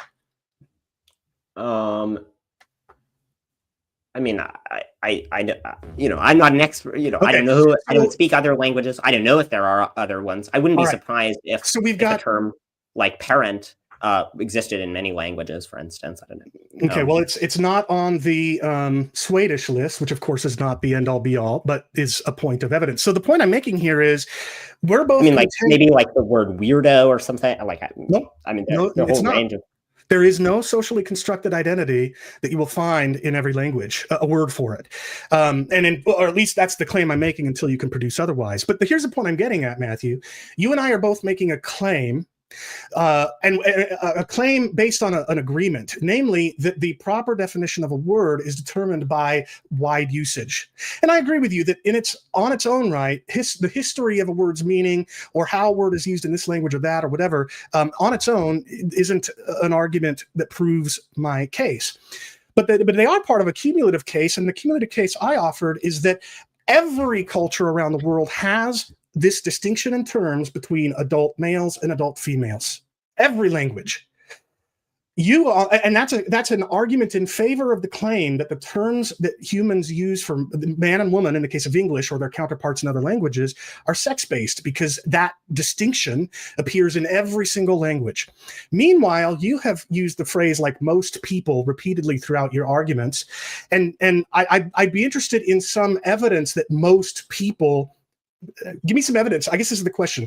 Give me a fact that evinces your claim, in support of your claim, that most people intuit the terms man and woman to mean something inclusive of people that aren't of the sexes that those words are normally assigned to. Well, okay, so I don't know what, if you asked people what they think the terms man and woman mean, what definition they would give. But that's not what I think is a remotely useful test of what a word means. Just like I don't think, when people say the justified true belief definition of knowledge runs contrary to common usage, they don't mean that, poll results find most people think knowledge is something other than justified true belief. What they mean is that there are common intuitions that run contrary to the definition. So I think, for example, most people would refer to Blair White and call Blair White a woman. Okay, pause right there, because that's the claim I'm asking you for evidence for. What is your evidence that most people would be uncomfortable calling Blair White a man? I don't have a poll result that I've done on this. Oh, sorry, go ahead. I think we can sort of leave it to the audience to, there are a whole range of linguistic claims where we have intuitions about them, but none of us have done poll results on them. So, in the I'm going back a lot to the justified true belief example. I don't know of any poll results on what percentage of people think in the case where the person has a justified true belief by accident. I don't know of what percentage of those cases of poll results on what percentage of people think that does or does not count as knowledge. But nonetheless, I'm pretty confident that most people would think that in the case where you get the right answer that's justified for the wrong reason, most people would think that doesn't count as knowledge. Do you have any poll results that have been done on the question that you know of? Well, so real quick, Chris, before you answer, just wanted to say we have about 5 minutes left on the agreed upon open discussion. So anyone who has questions, now is the time. We have a number of questions. We do appreciate super chats, but they're not required.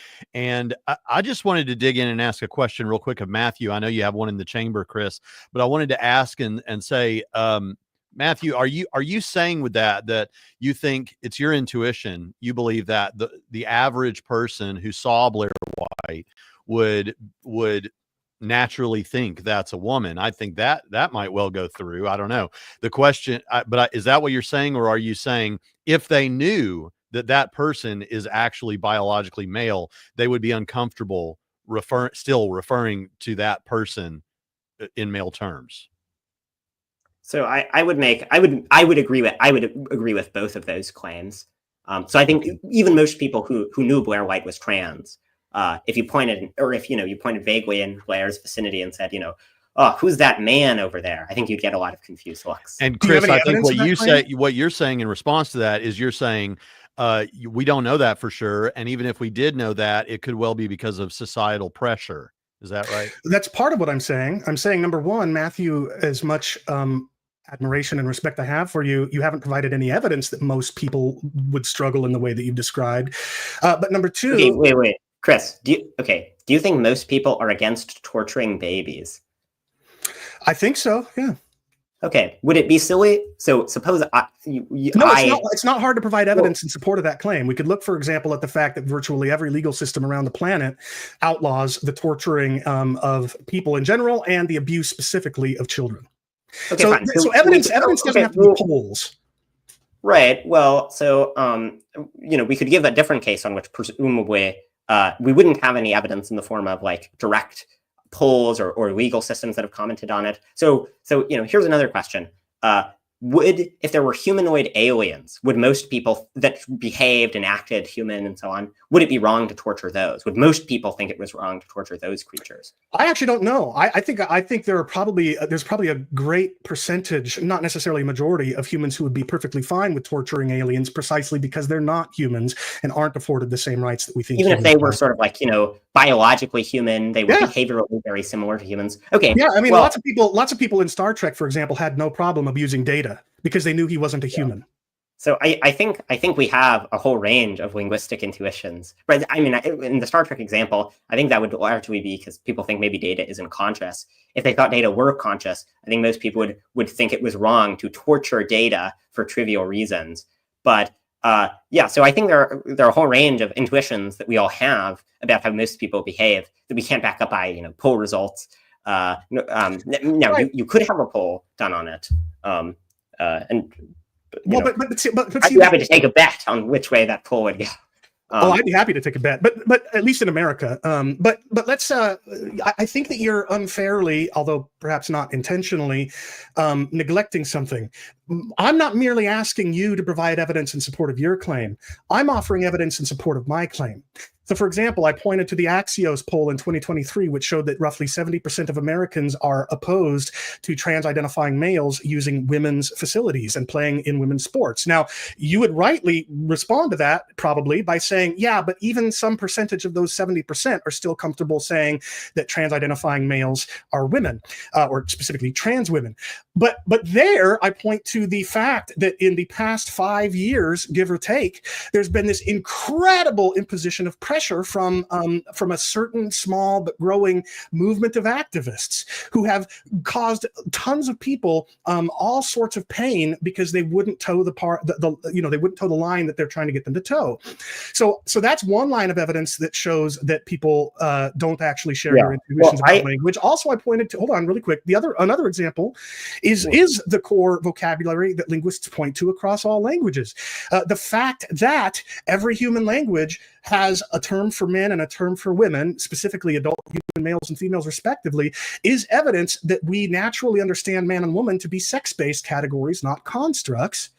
But in the face of all of this evidence, to whatever quality you think it is, you've offered me none in return. You just offered claims. I don't. So I dispute that I've offered none in return. I think that appealing to linguistic intuitions is a form of evidence, just as I think.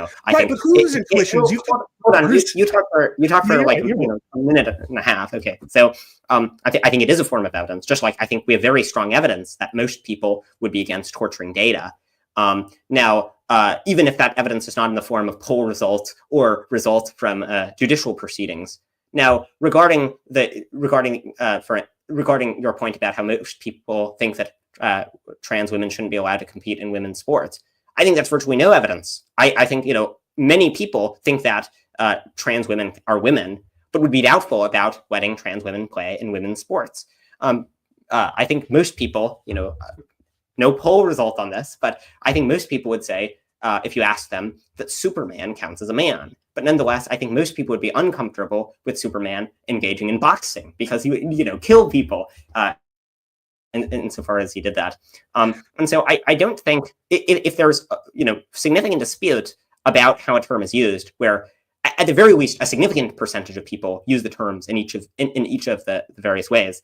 I don't think general facts about how they're used in most societies or historical facts about how they've traditionally been used tells us very much about whether in the modern era people use them, which of the ways people use them in. Of course, the hypothesis that people who think certain trans women and men count as the sex they identify as, that they give as they say that the terms have traditionally had some meaning, and that over time the terms have morphed similarly to the term parent, and that makes exactly the same predictions about their traditional and their traditional uses and their how they be used in various other languages. Braxton, before you come in really quick, all I wanted to say was I think the Superman example is a really bad one. For one thing, because we actually don't know if he has. We're talking about a fictional world, and maybe maybe you're much more familiar with Superman lore than I am, but I don't know if he's capable of producing gametes. But more to the point, even if people are comfortable calling him a man, they wouldn't feel comfortable with him in boxing, not because they would say he's not a man, but because they would say that he has an unfair advantage with respect to other men, precisely because he's not human, which is part of the meaning of man. So even there, they would have an inconsistency in their own usage. But I just want to end with this, and then Braxton, if you want to come in, or Matthew wants to respond, I'll just say this. I know that you think telling me your linguistic intuitions about what other people think, I know that you say that that's evidence, but I don't think that anybody will count it as such. If you make the claim that most people have this or that linguistic intuition, you've got to provide, I think, some evidence that that is in fact the intuition that most people have, and I don't think that you've shown me any. But we of course disagree. Matthew. Right. So I don't think that you need to have poll results on this. I encourage the viewers to construct their own to consult their own linguistic intuitions about the subject. Regarding, can I ask you a real quick question? I'm just curious. When I keep mentioning evidence, why is the only evidence that you mentioned polls? Wait a minute, Chris. Can I just address the second thing you said? Okay, so the point about Superman, right? So you say, oh, people would say that because he's not human, he has certain unfair advantages. This sounds very similar to the account that people who think that trans women, at least some of them, count as women, but shouldn't be allowed to compete in women's sports, would get, namely that they have unfair advantages on account of being biologically male. And as I explained, this proves an inconsistency in their own use of the word man, because the reason they would say Superman is unfair, has an unfair advantage, is precisely because he's not human. So if people are comfortable claiming, if people claim that an inconsistency in the use of the word. All right. So as I was saying, when you claim that men in boxing should be that it should be fair for men, and you exclude somebody that you call a man, but the reason that you exclude them is because they have an unfair advantage precisely because they're not human, then what that goes to show is that on one hand, you want to pretend that man can mean more than just human, and yet you object to a non-human participating in men's sports. In the same way, when people who call trans-identifying males women, but object to those trans-identifying males participating in women's sports, it's precisely because their sex affords them an unfair advantage. And so that reveals that they're being inconsistent in their own use of those terms. But again, the question I asked a moment ago, and I'm really curious, I've every single time I mention evidence, you say polls. I mean, you agree that there's more that can count as evidence that most people have an intuition beyond just polls, right? Yeah. So what besides polls do you have? Anything? Well, no, I'm happy to grant I have the same amount of evidence for the intuition about this case as I do for the claim that most people would think it's wrong to torture data. That there haven't been polls on this, nor have there been legal proceedings that make any reference to how they ought to be treated. But nonetheless, I think we all speak the English language. We can all be fairly confident in our linguistic intuitions. Now, regarding the point about Superman, the important point. So I don't think there is any inconsistency in saying that Superman is a man, but nonetheless that he shouldn't be able to compete in traditional men's sports, because you might think that the criteria for being allowed to commit in men's sports is more than just being a man. You could imagine a case where if there was a rare genetic defect that didn't affect whether or not people the gametes that people were oriented towards producing, but that made it so that basically like the people were 1,000,000 times stronger than traditional humans, so that they could kill people in one punch. It would be reasonable to say those people shouldn't be able to compete in men's boxing, even though those people would obviously count as men. And most of us would be perfectly fine with such men competing in boxing because they're males, they're adults, and they're humans. I don't think most of us would. I think if there were a whole lot of people who are this way, like say 100, so basically like enough to just completely dominate the profession, but not enough to like, but enough to be sort of well known. I think most people would at least say that we should have a separate league for them. And do you think that they might come up with different terms for both the existing league and the new one? I mean, you gave the example about parent, for example, or other terms, and how they might have different terms. Right, exactly. So the fact that there's in this hypothetical example, they're still calling it men's sports shows that they're talking about adult human males, and it's precisely because Superman isn't human that they object to him participating. That just goes to show. But anyway, we're going back and forth in circles. Do you want to maybe take us in a different direction, or? Well, I think it looks like Braxton wants to that too. Yeah, we could bring Braxton. All I wanted to point out is we are at 36 minutes into the open discussion, and I am totally happy with continuing it because it's riveting. But if you guys would like to go on to closing statements, I'm perfectly happy for us to do that too. Do you have a preference, Matthew? Happy with anything. Let me ask one thing real quick, just for my own.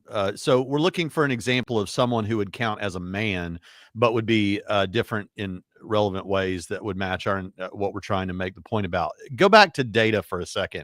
What is it that what is the point that we're trying to make with Commander Data? The point that I'm trying to make there is that data fits all of what I think Matthew, or at least many of what Matthew would call the characteristics of a man, the characteristics that people associate with the gender construct known as man. Okay. He has a male phenotype. He is treated as male by others. He has at least what appear to be synthetic genitalia. At one point in the series, he even has the ability to have emotions. But the question is Data a male even though he's not human? Or is he a man even though he's not human? And I would argue that my intuition, for which I don't have any evidence, is that actually a very large percentage of people would say, no, Data isn't a man precisely because he's not human. In fact, what is the primary definition of man? A human being. That is the first definition in every dictionary you're going to find. And Matthew, you came back on that to say, okay, well, if he's not a man, then why do I have this really strong intuition that a lot of people would have a hard time torturing Data, right? No, sorry. The point about torturing Data was in regards to a point about whether, about whether or not linguistic intuitions count as evidence. Mm-hmm. So Chris was saying, I've provided no evidence that most people would consider, Blair White to be a woman and refer to her using she, her pronouns and so on. Mm-hmm. And I would say, well, the evidence I've provided is our linguistic intuitions, and the common, certainly how I hear the terms are typically used, even in fairly conservative spaces. But I agree. I don't have any any of the sort of verifiable evidence that won't appeal to a person's experience. But I think this is similar for a whole range of claims. So I'm very confident that most people would think it would be wrong to torture Commander Data, assuming Commander Data is conscious. Now, I don't have any poll results about that, nor do I have any legal proceedings that have declared that. All I have are, the intuitions based on, knowing people and knowing how people use terms. And I think that's a perfectly permissible form of evidence. And in philosophy papers, when people are making moral claims that they take to be uncontroversial, often very weird moral claims, the better than relation is transitive. So they'll say, most people have it's quite intuitive that if A is better than B and B is better than C, then A must be better than C. So these were just kind of overlapping analogies. You just wanted to also make the point. Yeah. Our analogies were making totally different points, but just happen to have Commander Data in common. Yeah. Well, I was going to say, because I think I would have a hard time, whether he's conscious or not, torturing Commander Data if he appeared conscious, even if I knew he wasn't conscious and he appeared conscious, not because I think I'm actually torturing anyone, but rather just because he appears to be a man, right? So exactly, just like Chris's point about Buck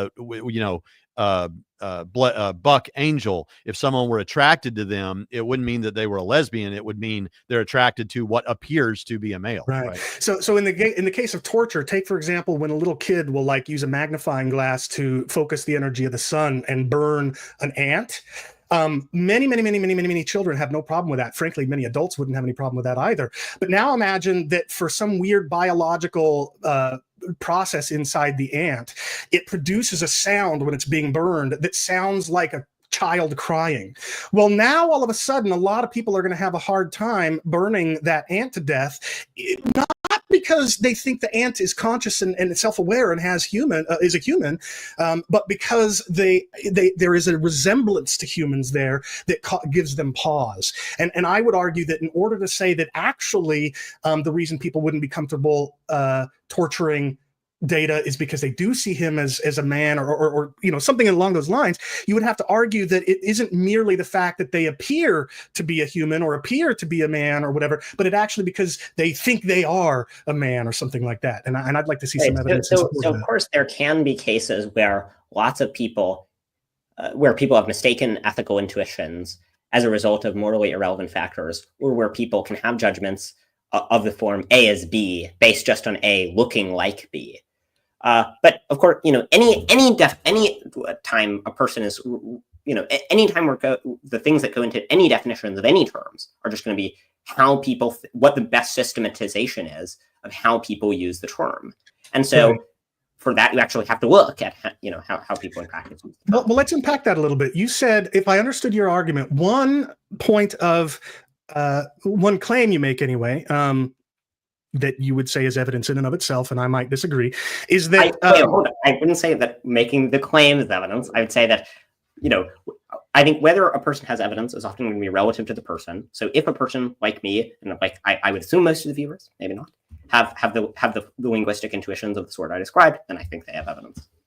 Right. So what I'm trying to say is you, in your case, you argued that if a man is an adult human male, and therefore we have to call Blair White a man, then if a man, adult male, were attracted to Blair White, they would be a homosexual unless man isn't limited to adult males. And you offer that as evidence that, generally speaking, we don't limit the word man to males. Fair? Right. So I like what you were saying. I don't think this is just positive on its own. Certainly you can have cases where, as I said in my opening statement, certainly you can have cases where there's some person who's a woman, but if you're attracted to that person, that's actually, evidence that you're gay if it's a woman who looks sufficiently man-like. But I think it's a pro tanto consideration. Merely adducing one counterexample doesn't negate that something is a pro tanto consideration. I offered 3 counterexamples, not one. So, for example, mannequins. Okay, merely adducing 3 counterexamples. The same point applies whether the number is 1 or 3. So given the fact that men who are attracted to mannequins meant to look like women aren't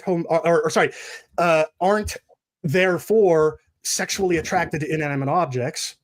Given that a boy who, like Garth, who is attracted to Bugs Bunny dressed in a woman's attire, given that doesn't mean that he's attracted to bunnies, and given the fact that when a man goes to a adult store and buys a doll that looks like a woman in order to copulate with it, we wouldn't say that person is sexually attracted to inanimate objects. In every one of these cases, we know that the reason why they're attracted to the inanimate object or the animal is because they have the appearance of the sex they are attracted to. What I'm asking then is, given that that's therefore a very plausible explanation for why a man attracted to Blair White isn't in fact gay, what I would ask you for is, what is the evidence that if Blair White is counted a man, what is your evidence that if a man is attracted to him, therefore he's a homosexual? Well, but okay, that wasn't quite my point. Okay, I wasn't saying necessarily a person who's attracted to Blair White is a homosexual. I was just making the point that it seems like in kind of ordinary usage, there are lots of ways in which it's more natural to refer to trans women as counting as women. So if a person says that they're attracted to women, this doesn't exclusively mean they're attracted to females. They might be attracted to dolls of the sort that you described, or to Bugs Bunny in a dress and so on. But it at least will mean that in one common category of usage, it seems like it fits better with how they use the term woman. I agree. I wasn't offering this as like a substantial consideration. It was just an example of a way that people use the term. How would you reply to audience members who are already resistant to somebody who claims to have a gender identity of male but was born female? Let me try to word this carefully. A lot of people in the audience, including me, are going to object to those who say that even a male who has a gender identity of female should therefore be treated as a woman. Okay, and they're already objecting to that because they, like me, understand man and woman to be sex-based distinctions, not identity-based distinctions, which I know is not your argument. Okay, but I think, as you and I discussed before our debate, I think you're in an even less enviable position, because with the likes of Buck Angel and Blair White, whom you've relied on to at least some extent as part of your arguments, as you know, Blair White actually doesn't count herself a woman. See there, I just made the mistake, but that's because woman was going to be the next word of my sentence. It's a grammar thing, not a syntax. I think that's some evidence for it being common usage. Fair enough. I don't agree. But anyway, the point is, you're in the unenviable position of saying that Blair White not only counts herself a man and not only is a male, but nevertheless, you think should be counted a woman. So you actually are taking it a step further and saying somebody can have a male sex and a male identity, but still we should count them women despite their preference to the contrary. What would you say to audience members who are like, well, gosh, it was already too big a pill to swallow to say that somebody's gender identity should have priority over their sex. But now this next step is, well, actually how society perceives them should take precedence over not only their sex, but also their gender identity. How would you respond to that concern? Well, so, Blair White, while considering herself a male, or considering herself a man in a sort of technical sense, uses the women's restroom, requests that people use she, her pronouns, would take umbrage. I think if in normal context people said, oh, that man over there, or refer to them as he. So I think really what Blair White has is just like a mistaken view about the philosophy of gender, where basically Blair White, in all the important functional roles, sees herself as a woman, but just sort of like thinks that what determines sex is not these relevant functional roles, but it's biology.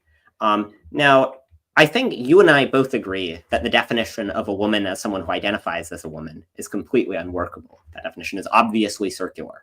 And so insofar as we both agree that that definition is obviously unworkable, then we're all going to have to agree that there are some cases of people who think that they are women and who are mistaken. In fact, one last point. And I think there are going to be cases of people who have fairly similar views to yours, but who nonetheless might mistakenly think of themselves as a woman. So, there are cases of people who are intersex where it's at least ambiguous whether or not they're a man or a woman. Now, you would say that how you would categorize them as being a man or a woman would disagree with certain other philosophers who think that who think that man and woman refer to sex as your method for determining what a person's sex is, having to do with whether they're oriented towards the production of small versus large motile gametes, is different from some other ones that people have proposed. And so your definition will also have to hold that there are a range of people who it's going to be sort of ambiguous whether they're male or female, and you think they're mistaken about that. So I don't think this is a But I wanted the audience to hear that, because there is a marked difference. Because in my case, I'm saying there's some whose sex is, say, male, who feel like that they are in fact female, and their sex is to take priority over their subjective self-identity. In your case, you're saying a socially imposed construct actually takes precedence over both. Not only can somebody be a male, not only can somebody claim to have a gender identity of male, but if society treats them as a female, well, then now that's got to take precedence over both sex and identity. And I think it's not about society treating them as a male or a female. It's about which concoction of traits they possess in greater numbers. But now, so in light of that fact, it just seems like the difference is, the difference you are explaining between our positions is your definition is you say, the sex facts override self-ID facts. And I say the gender facts, which I think are distinct from both the self-ID facts and the sex facts, override both self-ID. And sex. Right. We're making the same sort of claim. Just one of them is you interjecting what you think determines whether a person's a man, and me interjecting what I think determines. So as I explained, I think the audience is going to see it very clearly that you've got a steeper hill to climb, because you're saying that that this set of characteristics that we call gender overrides both gender ID, self-ID, and sex. But let me ask you this: you claim that. And I will note, by the standard you proposed earlier in the debate, you would say you have no evidence for that claim, given that just relying on sort of subjective guesses about the intuitions of the audience. Okay. Mm-hmm. Okay. So now, as I was saying just a second ago, the next question I want to ask you is that you say that the fact that, or rather your claim that people have these linguistic intuitions is evidence that that man means something that isn't exclusive to males and woman isn't exclusive to females. And we talked beforehand, in fact, we had this definition of gender where it's this set of characteristics, some number of which have got to be true of somebody in order for them to be counted a man or a woman. How is that even remotely workable in life, given that there is no defined, number one, there's no number of those characteristics that have to be met, like no threshold in number. There's no there aren't certain of them that by themselves, there's no necessary and sufficient condition, right? And moreover, we're talking about how consensus things, how larger society uses terms. So now you've also got to account for the fact that at any given moment, a greater percentage or a lesser percentage of society is going to think that a person meets these different characteristics. So my question in terms of utility and workability is, given that in order for your definition to work, there's got to be some number of characteristics, no specific one, that has got to be met, and some percentage of the population has got to agree that those characteristics qualify somebody as a man. How is that even workable? I mean, it's arbitrary thresholds and arbitrary percentages, right? So let me be clear on on the sense in which I think it's determined by society. There are traits that which traits count as which traits are associated with men and associated with women differ from society to society. So there might be some societies in which certain roles are more associated with men and more of them are associated with women. And so whether you have more of the traits associated with men will be, in that sense, societally variant. But it's not just about whether, like, a poll of most people reveals that most of them think that something is associated with men. Okay, with that out of the way, I have a few comments about what you said. The first one is that the set of necessary and sufficient conditions that go into determining whether a person has some property is very different from how, in most practical cases, you determine if a person has that property. In the precise set of necessary and sufficient conditions for being a parent, it'll actually get tricky, and right when a person, suppose there's a serious boyfriend of a parent who's actively involved in significant respects in raising a child, do they count as a step parent? I think there will be some degree of ambiguity, but in practice, the way you'll normally figure out if someone's a parent is you'll ask them, right? That'll generally be a pretty good guide. But no one thinks that just anyone who says there's a parent is a parent. Now, it's true that there's not a precise line where, like, you have to have 78 male characteristics and then you count as a man. Okay, but this is something that the terms man and woman share with almost every other word in the human language. Okay. Take an example I keep going back to, take the word knowledge. So knowledge is justified true belief. Well, how much justification do you have to have for something to count as justified? There's not going to be a super precise line. Now, not exactly justified true belief, you're going to have to add more in. But, if we look at the term red, what's the exact threshold at which red becomes orange? I don't know. In most normal cases, I certainly don't. I don't have very much trouble in most normal cases discerning who I consider a woman. There also might be some people who I would not think technically count as women or as men, but nonetheless, I would refer to them as a man or a woman for reasons of politeness. Yeah. Okay. Those are some comments in response to that. Yeah. Okay. So we have come down to, we've got 4 minutes till we will have been at an hour of open discussion. So I guess it makes sense to wind it up here and let you guys go ahead and make some closing statements, and then we'll briefly try to cover some questions. There have been a lot of questions come in, so we'll try to get through some of those if that's okay with you guys. Hopefully we still have some time for that.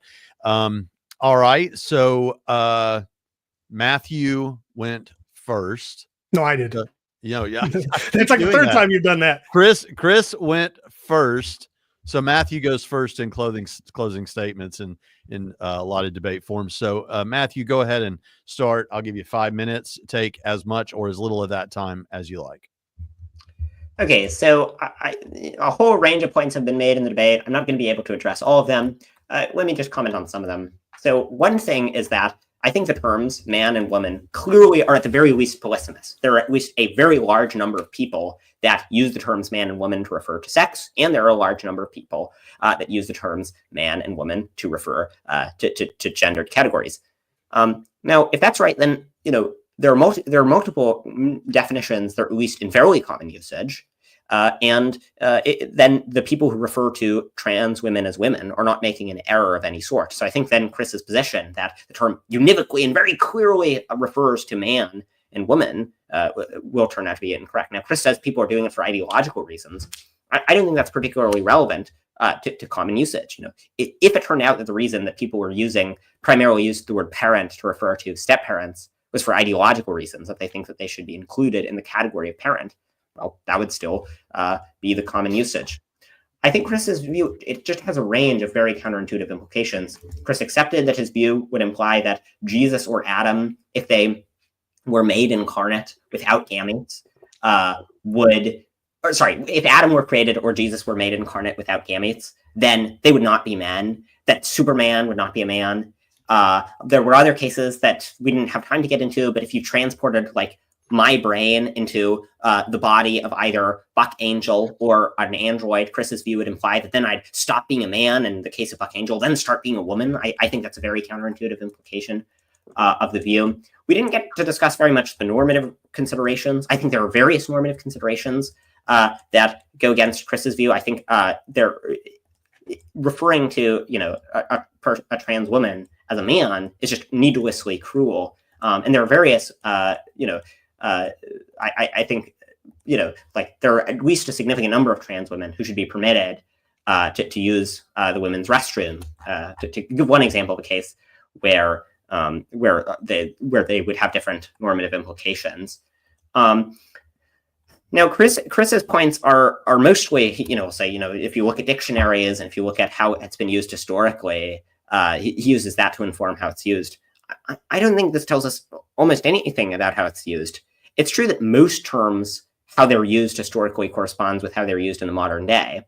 But if there's significant dispute about how a term is used in the modern day, and many people use it a way differently from how it's used historically, then in order to know if it's been used differently historically from in the modern day, it's not enough to note that it's been used primarily one way historically. And so these sort of like broad, like kind of like inductive considerations, I think are not very convincing in the context of a disputed category. I assume Chris and I would agree that somewhere between 1% and 99% of people use the term woman to include trans women. Whether it's 9% or 75% is not the sort of thing that that looking at how historical usage will tell us very much about.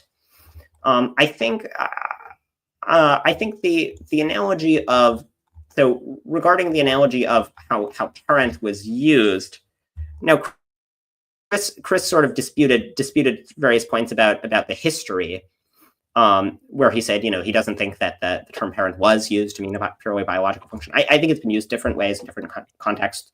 I don't think his example from the Bible was very convincing, but fine. Just imagine the term parent had been used historically to refer purely to biological roles. That wouldn't tell us anything very interesting about what the term parent means in the modern era, because our understanding of the term has evolved, and based partly on normative considerations, we've changed how we use the term. And so I think in a similar way, with the terms man and woman, how we use the term, even if we use them differently historically, at least often when defining the terms, how we use them has changed. So I think there are a panoply of considerations, both in terms of how people use the words, both normative considerations. I think, Chris said, we have no evidence for this claim, but I think by the standard he uses, we'd had no evidence for the claim that most people think it's wrong to torture commander data. I think, linguistic intuitions do count as a genuine form of evidence. So overall, I think we have a range of reasons to reject the definition that Chris is giving, or at the very least to think that there are multiple permissible meanings. And so the terms not like univocally and unambiguously refer to sex characteristics. So yeah, thanks for the debate. I appreciate it. I think it's been an interesting and thoughtful exchange of ideas. So yeah, thanks. Thanks, Matthew. And Chris, your as much as the 5 minutes as you want starts now. All right, thanks. And let me just start by repeating what I said earlier. I have The utmost of admiration and respect for Matthew. He is bright, I almost was redundant and said intelligent right after bright, articulate, kind. He's exactly the kind of debate opponent we gender critical conservatives want to have with people on this topic. Unfortunately, Matthew's literally the only person who's been willing to debate the meanings of man and woman, and I think that's telling, but we'll leave that for another time. So firstly, I explicitly stated at the beginning of my opening argument that yes, the words man and woman have semantic ranges that today include a small percentage of people who use them in the ways that Matthew suggests, or in the gender identity way that some people do. And if all we're debating, if all we were debating was like, are these words polysemous or not? Okay, who gives a flip? I don't care. That's a totally meaningless, utterly invaluable, unvaluable debate. Clearly, the debate that people care about in the current moment has more to do with just the polysemy of the words, but rather how should what we understand to be the words' meanings inform public life, public policy, and discourse, etc. And I offered 3 lines of reasoning. Firstly, the ubiquity of the sex-based definitions. I wholeheartedly agree that the history of definitions does not, in and of itself, tell you what a word means. It may not even play a primary role in understanding what the meanings of a word are. However, what they do show is the ubiquity throughout English speakers historically of the sex-based definitions, which further supported the organic nature of the sex-based definitions as well. But also note that historical set of definitions was a tiny fraction of my overall case, even in the ubiquity fraction of my case. So I also pointed to current dictionaries, the vast majority of which don't even include Matthew's definitions, and a few of which subjugate his definitions to secondary or tertiary definitions under the primary definitions that are sex and maturity based. I also pointed to present dictionaries of other languages, which, yes, does show that when humans conceive of the distinction between men and women, whatever words they use to describe those two that distinction, in every human language around the world, and in English, at least historically, it's been ubiquitously understood in sex-based terms. And so what this means is that if we're to accept Matthew's contention that now actually we should understand it to mean something different, there's got to be compelling evidence that what has been such a ubiquitous definition for these terms across time and cultures has now been overturned. And I don't think Matthew has provided sufficient evidence for that, but we'll come back to it. I also talked about the organic nature of the terms man and woman arising. He, in his rebuttal, said that I appealed to the distinctions we make between animal kinds, but actually the bulk of my argument on the organicity of sex-based meanings was around how naturally they occur to us as a reproductive, sexually reproducing species. It's just natural to come up with those distinctions, and it's unnatural to use the same words for distinctions that actually subvert the very distinctions those terms were originally meant to capture. I also argued from utility.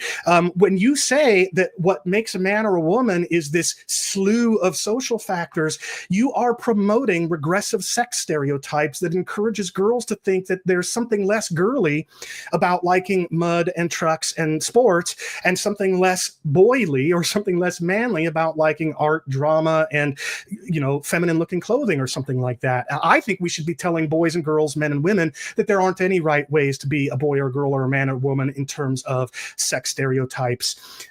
Even if I do think there are appropriate norms, given that I am a Christian theist. I also pointed to the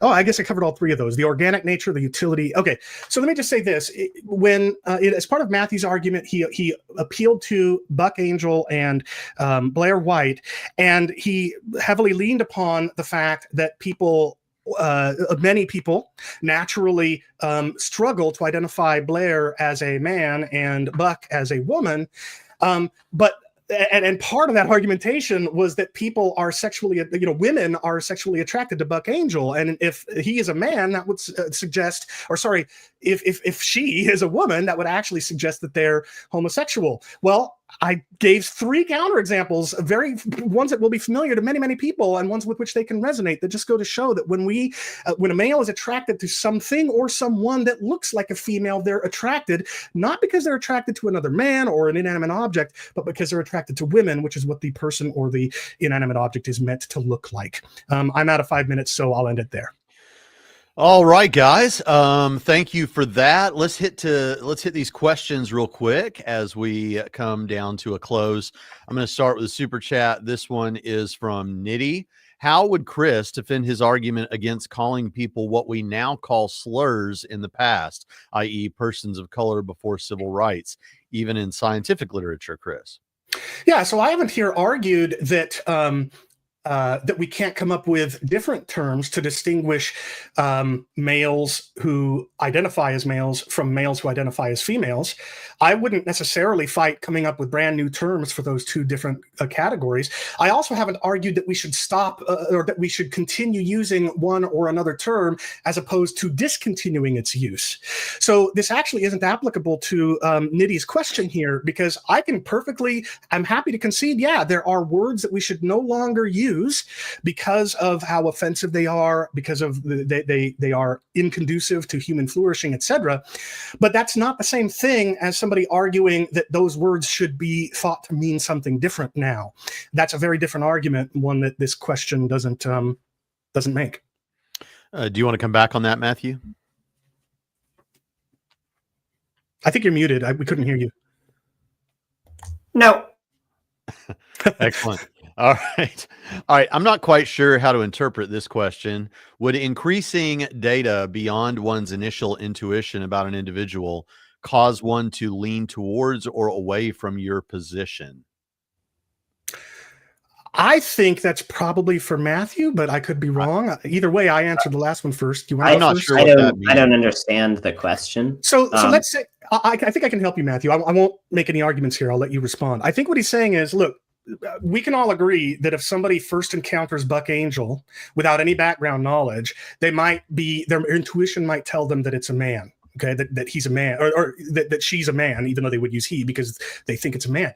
But if additional data, right, beyond that initial intuition were to be made available to this person, so they find out that actually it's a female, Buck is a female, and that Buck identifies as a woman, would that change your answer? Do you think that would cause them to lean toward or away from your position?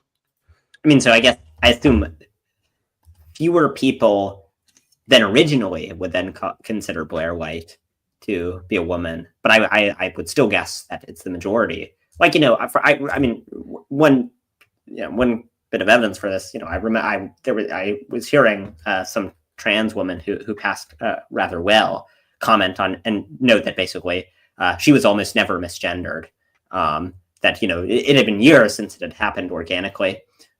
So it's not totally dispositive, but I think if Chris's definition was as common as he says it is, we would expect lots of instances of what you would refer to as her being misgendered, of her being referred to as a man. Right. So in response, I would say there actually are many, many, many such instances. They're large. You're going to find them all the time if you're a consumer of conservative media. And of course, conservative media is consumed by roughly half the population. But the other thing I'll say is just that I think it's obvious that those intuitions will be challenged as further data is made available. And excuse the confusing pun, because pun isn't the right word, but by data here, I'm talking about information, not commander data.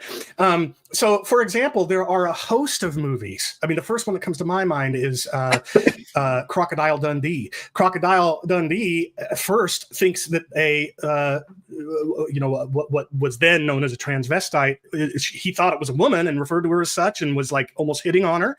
And then one of his friend or his escort there in New York, wherever he went, he's like, actually, that's a dude. And Crocodile Dundee goes over and grabs the transvestite's crotch and, okay, it actually is a man. The point I'm getting at, there's all sorts of examples like this in art, in popular art, where somebody will initially be attracted to somebody because they think they're the opposite sex, or they'll think that somebody is of the opposite sex. But as soon as additional information becomes available, they immediately do a U-turn and start treating that person and thinking of them as and calling them the sex they actually are. So I just don't think that. So I actually think exegeting Calvinism's question here is exactly spot on. If we understand, I have a response to that, but sure, go ahead. Yeah. So, sorry, I've never forgotten what my response is. Maybe it makes sense to move on. All right. Okay. we'll move on to for Chris. Sorry. Okay, Oh, wait. yeah, No, go sorry. ahead. I remember briefly. So, I mean, first of all, I don't think that just a mere transvestite is necessarily is sex that they look like. Second of all, I think there are instances like in conservative media. It's true that like Matt Walsh, for instance, will refer to Blair White as a man, or like Michael Knowles will.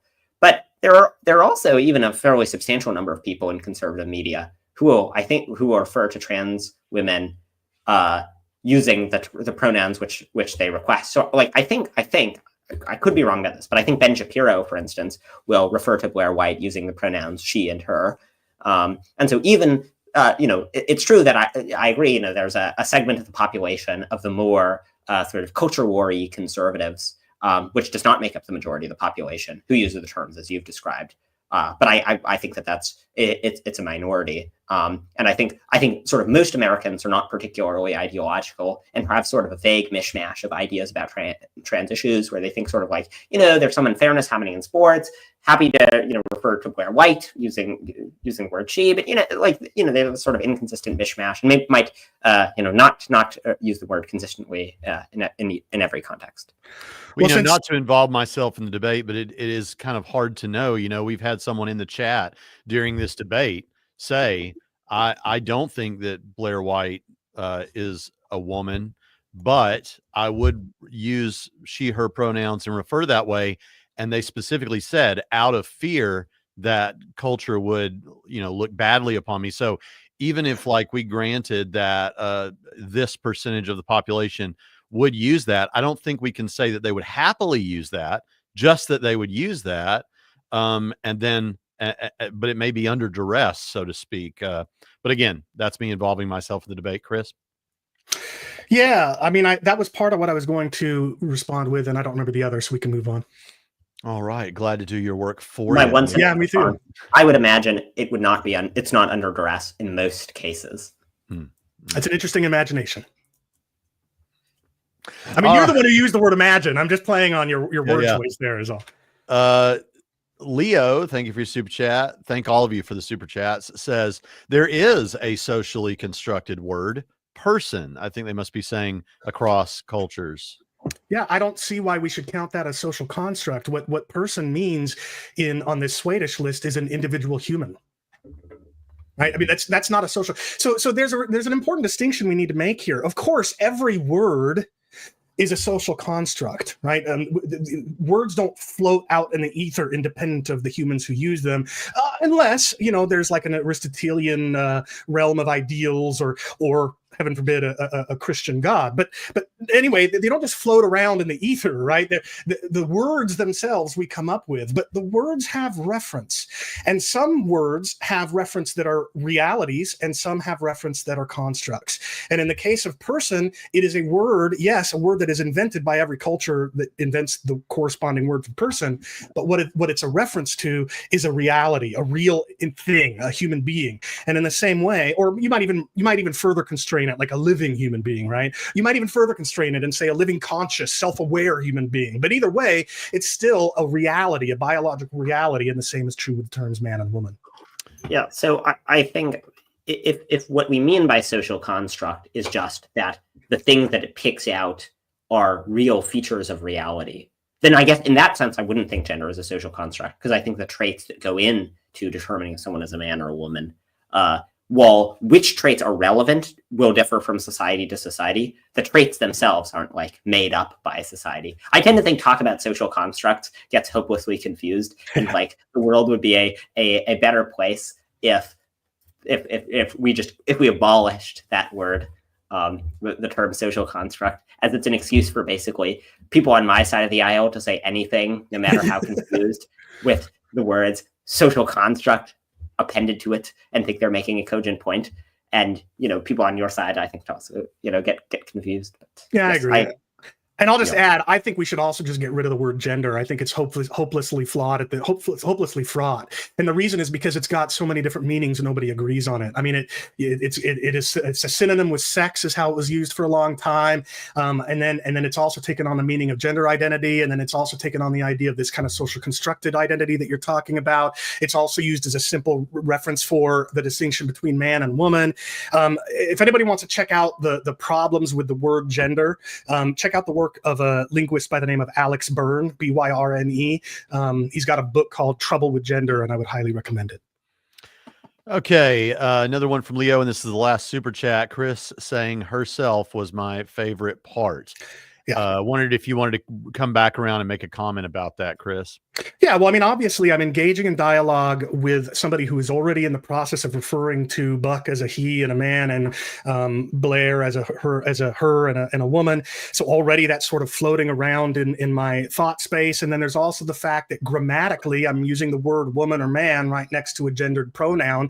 And Braxton, I mean, you could testify to how pedantic I am with grammar, right? So it just comes now. I mean, like, I won't even use the word they for the singular, even though I know a large percentage of the population does now, because grammatically it just doesn't compute in my brain. So when I say herself when referring to a male or himself when referring to a female, it's just as a slip of the tongue, not because my intuitions match Matthew's, but because I'm in a current conversation in which various factors incline me toward using a gendered pronoun that matches the word that I've used right after it, man or woman, or something like that. Yeah, I'll just say, I would guess that if you have a group of conservatives who use the term man not to include Blair White, and liberals who use the term, conservatives who use the term man to include Blair White, and liberals who use the term woman to include Blair White, and you ask who has more slips of the tongue, so which is more common, that conservatives accidentally refer to Blair White as a woman, or that liberals accidentally refer to Blair White as a man, I would be quite confident that you get a lot more slips of the tongue of conservatives accidentally calling Blair White a woman than the opposite. Okay, let's go on to some other questions here. I'll just start with this. This one also happens to come from Leo. So if someone says they are a man but presents as a woman in almost all respects, are they a man? Would he accept that fact that they are still a man? If so, it refutes his entire argument. I think that's aimed at you, Matthew. And I would imagine that you would say, like we kind of said with, I don't know, was it Blair White, that, hey, if they objectively hit like a certain number of what we would consider to be feminine attributes or whatever, then they're a woman, whether we should refer to them as a woman, regardless of their self-ID, right? Yeah, so I think it's sort of a substantial portion of the things that go into determining who counts as a man or a woman will be internal characteristics. So whether a person, what a person thinks of themselves as, and whether a person uses she, her pronouns to refer to themselves or requests those, this will certainly, those will be a part of the formula. In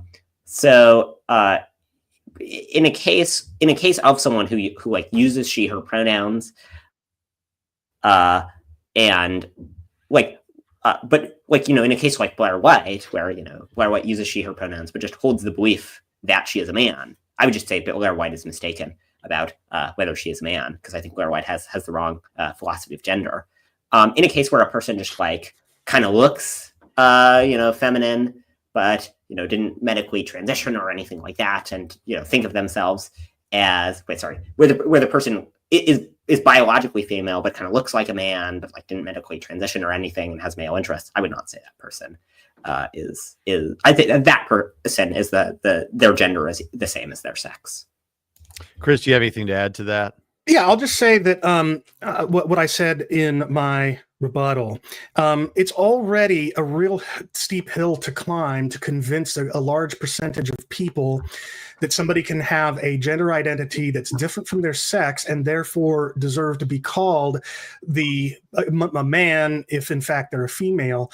That's already a steep hill to climb. And what Matthew is asking such people to do is climb an even steeper hill.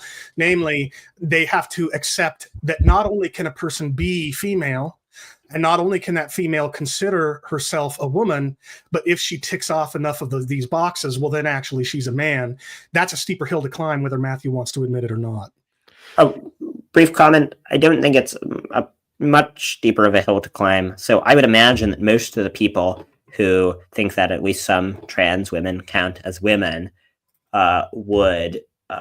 would say that, suppose Blair White wakes up from her surgery and wakes up from some surgery and is in an addled state, and so thinks that she's a man, but normally thinks that she's a woman, or imagine this is true of some other trans woman who passes very well, and so on and so forth, where just in their temporarily addled state they think they're a man, but this is out of accordance with how they normally think of themselves and how other people would think of themselves. I think most trans affirming people would say that that person is the sex that they traditionally believe themselves to be, that they typically believe themselves to be. So I think just any plausible view is going to have to hold that people are sometimes mistaken about whether they're a man or a woman.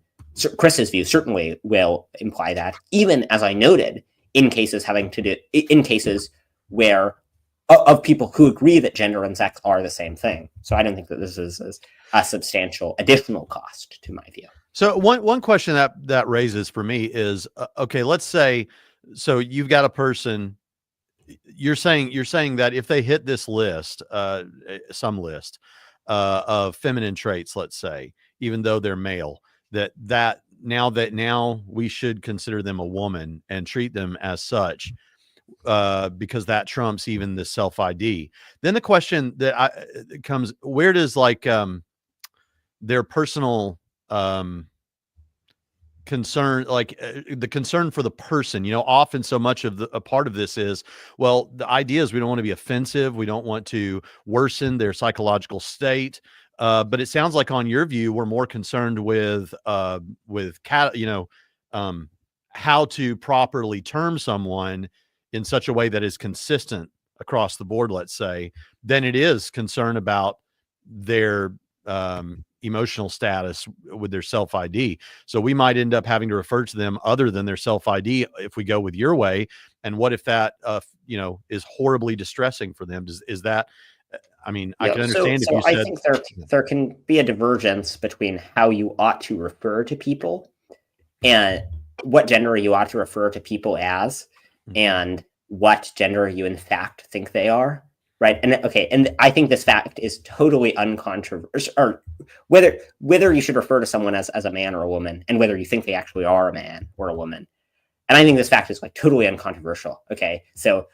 Very simple case. Suppose that if I referred to Chris as a man, the world would explode. Then I should definitely refer to Chris as a woman, because even though Chris is clearly a man, I'd have strong normative reasons to use language differently to refer to Chris not as a man. Yeah, okay. So then you'd just be in Ben Shapiro's spot then, in a certain respect, except from your position.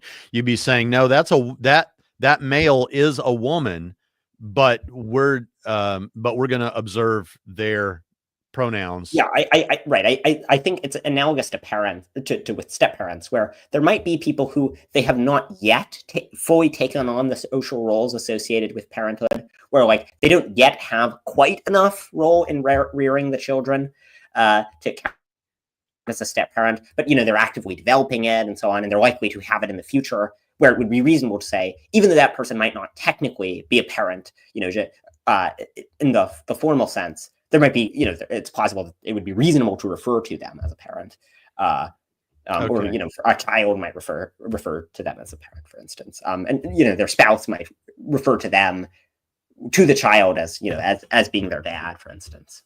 Okay. Richard, the hopeful agnostic, says, I have a question for Chris. If your gamete definition of sex is problematic and does not apply unilaterally, what kind of definition of sex would you use?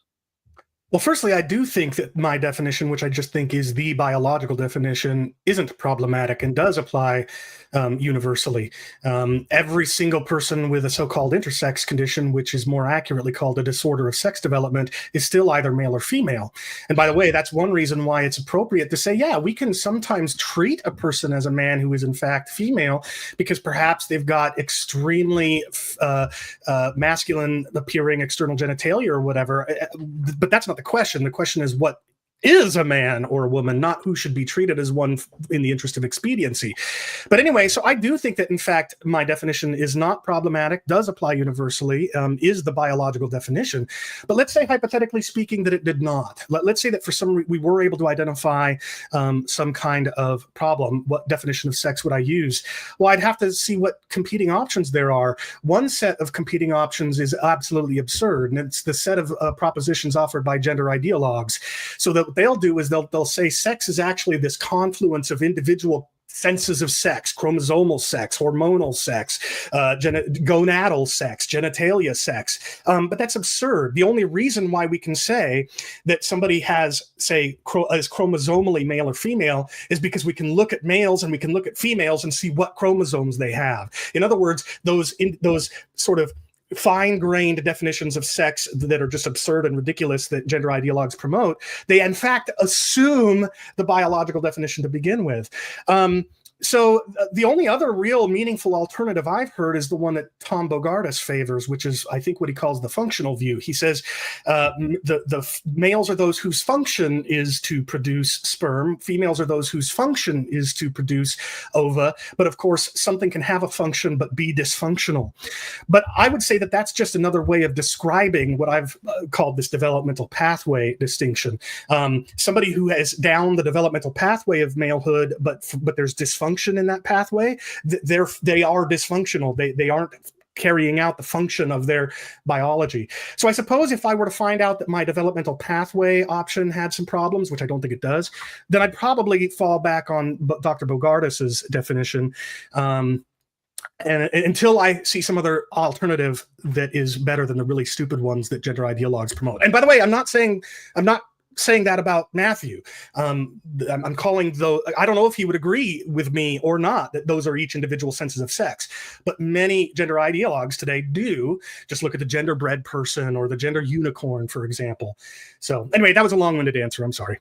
Yeah, for reference, I don't have a very strong view on what the precise biological characteristics that determine sex are. I have a view on several things that conservative commentators who are less thoughtful than Chris often claim they are, right? So, for instance, I think it's obvious that that a man is not just a person with a penis, okay? Right. Because or that a man is not just a person with XY chromosomes, as there are people with XY chromosomes who are, in all important functional respects, female. Well, I'll take that one step further just for the audience sake. XY females, it's not that they're, for all intents and purposes, female. I mean, they are female because the people who are female but have XY, the reason they're female is because their Y chromosome is missing the SRY gene that is responsible for activating the male developmental pathway. And so what ends up happening is the reason they're a female despite having XY chromosomes is because their Y chromosome doesn't have what makes an XY person male. But anyway, the point I'm trying to get at is, this is a point where I think Matthew and I agree. There are people on both sides of the conservative liberal debate, if that's a fair way of characterizing the debate. People on both sides have really wrong understandings of sex, really simplistic and in many cases absolutely wrong definitions of sex. So, okay, yeah, I would. One thing Chris and I would agree about is that both sides say a bunch of dumb bullshit that doesn't make any sense and that crumble upon like 2 seconds of reflection, and that if you want to have the correct view, you should read what thoughtful people say about the subject rather than what sort of like polemicists say about it.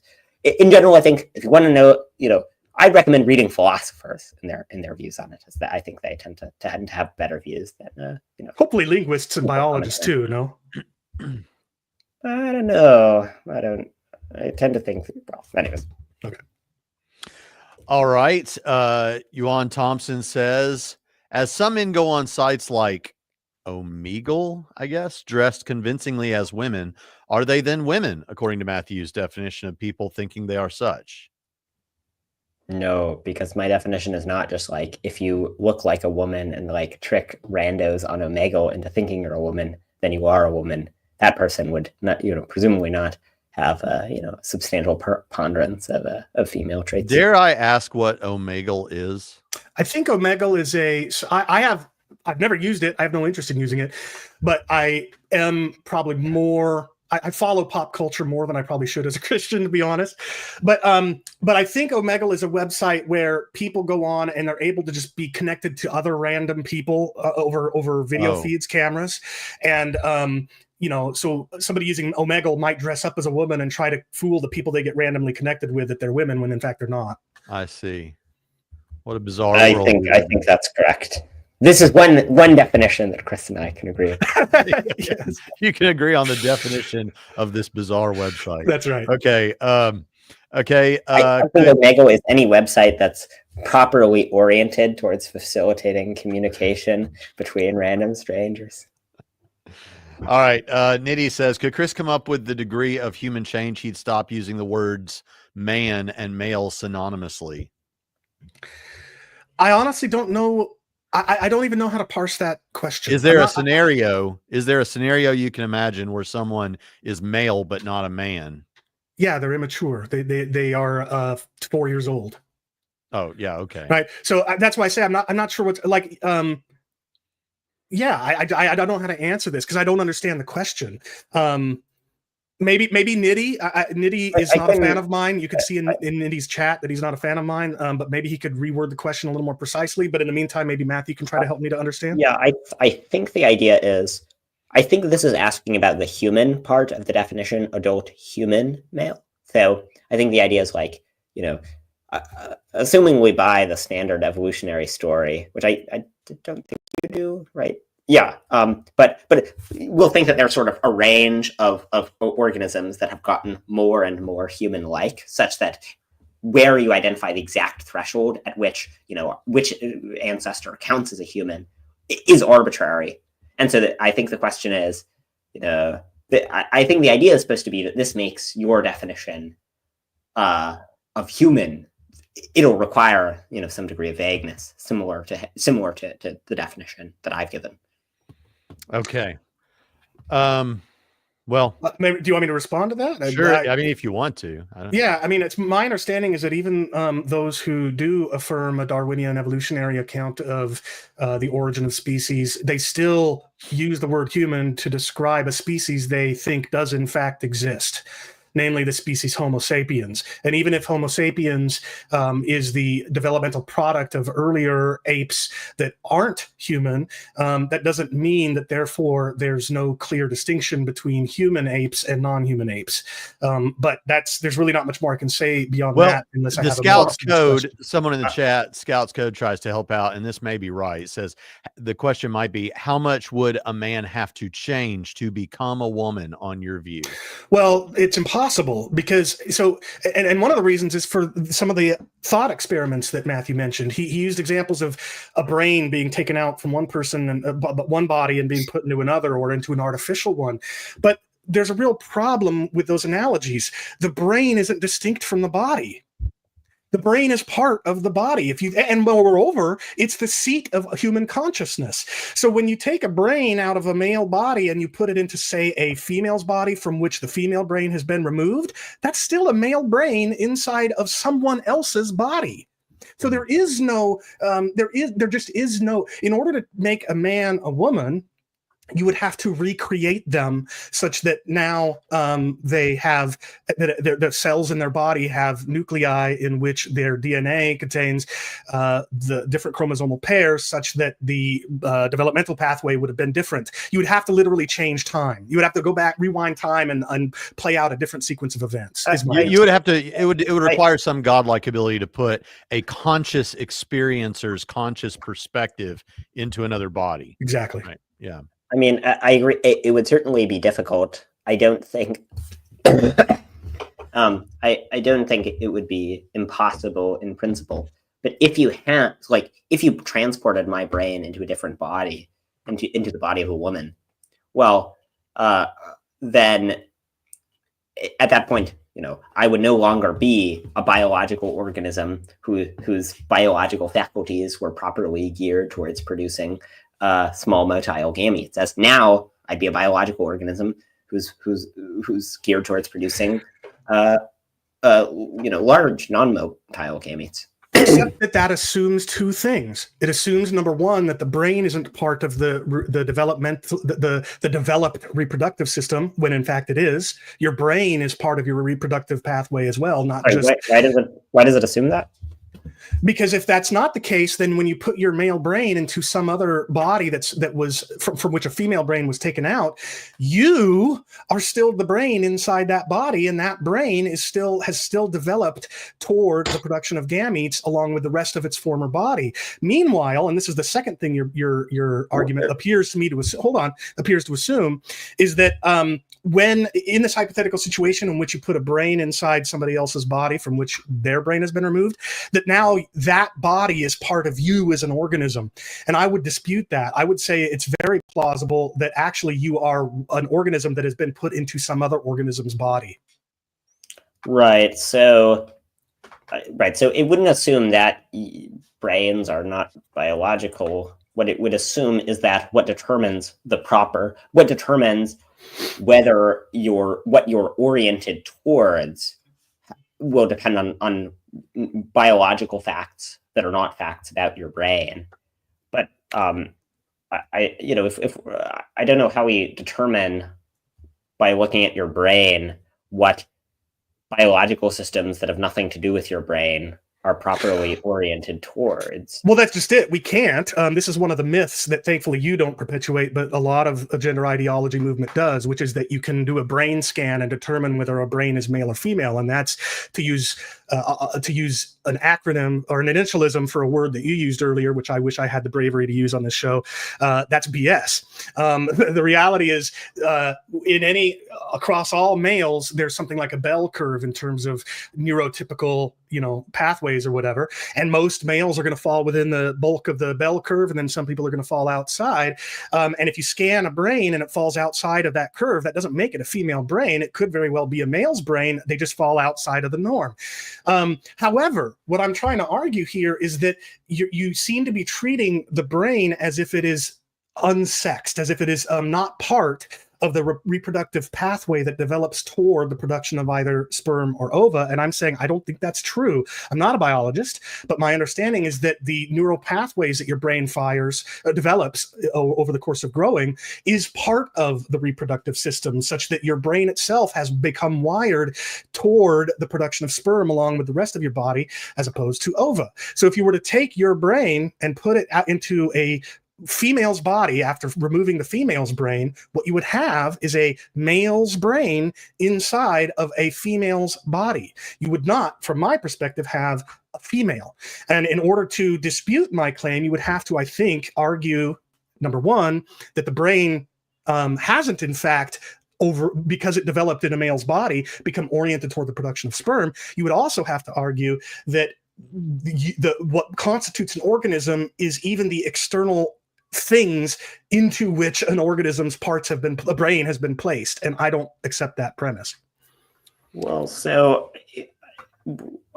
all it requires is that if you want to figure out what some biological organism is properly oriented towards, you don't look at like the historical facts about where their brain was. You look at facts about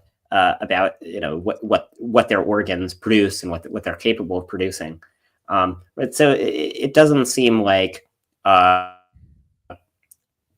if we're trying to figure out if at some time a person's brain, they're properly oriented towards producing some kind of gametes. It doesn't seem like historical knowledge about where their brain was at different points is at all relevant to that. It seems like what's relevant to that is just facts about the function of their biological system. Well, I'm fine letting you have the last word there, and we can move on to the next one. Okay, so we had a lot of questions. What I've done at this point, because we probably need to wrap up, is I have gotten rid of all of the questions. I'm sorry, folks, but I've gotten rid of all of the questions from people who have already asked questions that you've answered. And I've gotten rid of questions, like multiple questions by the same person. So we have 4 left. Can we get through 4, you think, or is that too many? Yeah, I'm not in a hurry. Okay. All right. William Tatum Apologetics says, does Matthew believe in a binary? Does his view open us up to infinite genders? Or would he tell someone who identifies as a third, fourth, fifth thing, etc., that she is mistaken? Now, Matthew, of course, I think first we need to talk about whether an actual infinity is possible before you can answer that question. But no, seriously, do you believe, because that is a good question, because we've talked a little bit about, how you would arrive at someone being whatever they are, but could they be some third or fourth or fifth thing? Yeah, so there's a way that people on my side often think of gender, where they'll say, gender picks out rather than whether you have traits typically associated with whether you have primarily masculine or feminine traits. They treat gender as picking out some highly specific point along the continuum of masculine to feminine traits, and then say that there are an infinite number of them because there are an infinite number of points along this continuum. I think this is completely the wrong way to think about gender. I don't think there are infinite genders. I think there are at most 3, maybe 2. I guess it will depend on whether we think non-binary people count as their own sort of third gender, or whether they just count as like not having a gender. Well, hold on. I would think on your position, then no, they wouldn't count. Like someone wouldn't be non-binary. They would either have or not have the relevant traits that would make them masculine. Well, I guess you might neither have a sufficient number of masculine nor feminine traits, so that you don't count as either. You could have a tie, in other words. Well, it doesn't have to be an exact tie. Yeah. Like it's just like, if we think about people as having like a masculine versus feminine score, right? Along the line, and it's like, oh, if they're on this part of the line, then they're a woman. If they're on this part of the line, they're a man. And if they're here in this middle area, they don't have enough in either case that they count as non-binary. But yeah, no, I don't think there are infinite genders. I do think there are actual infinites. That is actually one of the things I'm most confident in physical reality. That's right. I'd be happy to have another debate about that. That'd be very interesting. That'd be very interesting. But now I'm tempted to go off on that because that's more my interest. But anyway, all right, Chris, anything to come back on? All I want to do is repeat a line that I think is really appropriate. I think it's beautiful, and I think that it really captures the position I'm representing here. And it's a statement often repeated by a guy named Billboard Chris. He's an incredible husband, father, and man who goes around the world trying to protect children from the attempts of others to mutilate their bodies and castrate them and so forth. And he says there are 2 sexes, 0 genders, and infinite personalities. And I think that's the truth we need to embrace. And for most of human history, we did embrace. Feeling neither male nor female doesn't make you some other category, and it doesn't make you neither male nor female. It just means you have a personality that doesn't fit what most males or what most females fit. And I think that Matthew's side of this debate, although nowhere near as bad as the real gender ideologues that are out there trying to change the world, while I don't think that's the case, I do think it opens up the prospect that there's these are infinite numbers of genders, at which point gender just means personality. I mean, every single personality is different from every single other personality, and I think that's the way we should treat it. There are 2 sexes, no genders, infinite personalities. Shout out to Billboard Chris. Yeah, I mean, like one consequence of the view that gender just basically means exactly where the point along the continuum of gender traits that you have is this would imply that literally everyone is transgender on account of the precise point along the continuum changing over the course of a person's life. So I don't think that's correct. Well, I don't think as much as I do agree that was beautiful synopsis from Billboard Chris. I don't think is that his name, Billboard Chris? Yeah. His last name is Elton, I think. Or I don't think there's an infinite number of personalities. There is always approaching, but never arriving at an infinite number of personalities. Well, and if you don't believe in reproduction in the eschaton, then it won't be, it will never be infinite. Right, exactly. Because at one point it will stop. Well, I actually think, and this is going to get off on a tangent, so I'll just say one sentence about it. I think whatever you say, I won't respond. Yeah, I think there's a reason to think God made an infinitely large multiverse, and so there are an actually infinite number of. If there's an infinite multiverse, then yeah, there would be there. Well, there would be infinite persons, wouldn't there? because there will be an infinite number of universes in which persons exist, right? So, all right, so let's move on from that. And let's see. Here's what I wanted to get to, Kevin. And Chris, if you got a billboard, then you too could be billboard. Well, trust me, I kind of want to, but I'm also very afraid to, because of the backlash that many of us will face. Anyway. Kevin used to come and watch our show all the time. I hope that he's still a friendly person to this show. And he says, I'd be curious to know if Chris thinks that people born with congenital anorchia are men. They are born without testes, but have the rest of the male organs and have XY chromosomes and such. Yeah, of course they're men. So again, and this is something I tried to explain to Kevin. He was very friendly and respectful when I was doing one of my episodes in my sex and gender series in The Apologetics, and he was asking this kind of question. And the point I kept trying to make was, this is an example of a person who's still on the developmental pathway toward production of male gametes. They have the male, they have the penis, they have the vas deferens, they have the XY chromosomes, they have a preponderance of testosterone and very little estrogen, or whatever. But they're born without, actually, because they're born without testes, they may very well have very low testosterone. I'm not sure. But anyway, nevertheless, the bulk of the reproductive system has developed toward the production of sperm. And Kevin didn't say they're born with ovaries, so it's not as if they have both parts of a male reproductive pathway and parts of a female one. So this is just a straightforward example of someone who, if you look at them from the outside, it wouldn't be clear. You wouldn't know for sure whether they're male or female, which, by the way, is a tiny, tiny, tiny fraction of humankind that fits that description. But number two, if you were to look at their internal organs and look at how the rest of their body has developed, you will find that they are following down one pathway or the other, even if they're dysfunctional, even if they never get to the point where they can capably reproduce. All right. Anything to add to that, Matthew? No, I mean, I guess I'll flag that I have some worries about, whether there's a way of making this notion of what it's oriented towards by just looking at various biological features highly precise.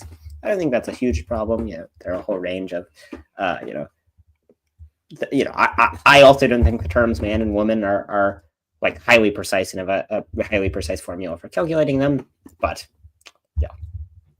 All right. 3 more questions real quick. The last one is just kind of a joke. All right, here we go. Matthew, if man and woman depends on the society, what about immigrants who enter a new society? They're women in the old society. How are they still women in the new society? Yeah, so, it would depend on the details. So if we imagine a person where like there are two societies that have radically different gender norms, I'm a bit unsure about this case. I guess I think that the terms man and woman, like if I say, such and such is a man, what will determine whether that's true is not the gender norms in their society, but the gender norms in mine. And so then it wouldn't differ just by changing their society. But yeah, I'm not positive about that. Yeah, and I'll just say I do think this is a weakness, not proof against, but a weakness of Matthew's position. In fact, in either his rebuttal or in our open conversation, Matthew, you said it's conceivable that somebody would qualify as a man in one culture but a woman in another.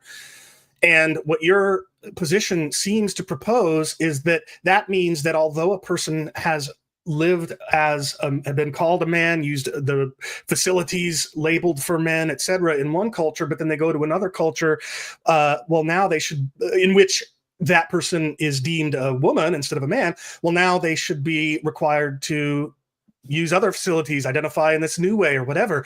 I'm sure Matthew has some responses to that. Whether he wants to take time to do it or not is fine, but I'm just saying I do think that this is a weakness of the position. One of the strengths of the biological position, the one that is reflected in dictionaries across the world through time and in all languages, is consistent from culture to culture, from place to place. You could go to any place at any time and still be the sex that you were once you left. I mean, I imagine you'd think that as well. Okay, so imagine, 400 years from now, the people with my position, they take over the world. And so basically, like, my position is the dominant position. Well, if Blair, on your view, Blair White, before she gets into a time machine, would not be a woman. And then if she gets into a time machine where everyone has my view, then Blair White would then count as a woman. If you imagine that rather than it being distinct across time, that it's distinct across societies, then you get the same thing. So I don't really think this is a mark against my view. Well, that may be the case, and I agree that if that would happen, I would have to probably concede that by the preponderance of humans' use of the terms, that person now qualifies as this something other than they were whence they left. But we're not in a reality where that's possible, number one. But on your view, we are in a reality in which it's possible. I assume we're in a reality where it's possible, just not one where it's actual. I don't know that it is. I mean, so let's say you say, hear me out. I'm going to help you. So let's say Buck Angel gets on a spacecraft and flies at a very, very fast speed to some distant star and comes back. Well, Einstein's general or special relativity is going to tell us that he will, Buck Angel, she, in my view, will have experienced a much smaller passage of time than the planet will have upon her return. And let's say that in that contravening period of time, humanity by and large accepts the view that Buck Angel is in fact a man because of the various criteria or whatever. That, while conceivable, is not practically possible. No, at least, and it's not at all possible right now. But meanwhile, what Matthew, you are proposing is literally practically possible right now. You could literally have right now some culture in some country where they have a language in which man and woman in fact mean adult human males and females respectively, which is what linguists acknowledge as the core vocabulary in all these various languages. You could have somebody fit the description of a man because they're adult human male, but now they come to America and they're let's say they go to San Francisco where everybody's insane. So they go to San Francisco. I'm being a little facetious there. So they go to San Francisco and now this person is treated as a woman. And now they've got to go about living life being called a woman rather than a man because they've gone to a different place right here in the here and now. So I agree with you that, like, in some conceptual future, it's possible that what we're talking about could happen. But the problem in your definitions are literally possible right now, it seems to me. Whether or not that counts against you, I'll leave up to the audience.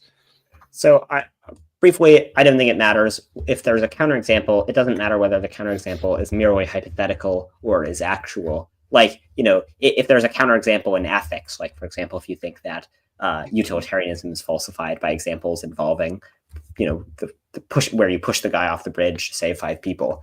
It won't matter whether there are in fact people who are such that if you push them off the bridge, they would stop a train. Right? It'll depend. The ethical facts won't depend on that.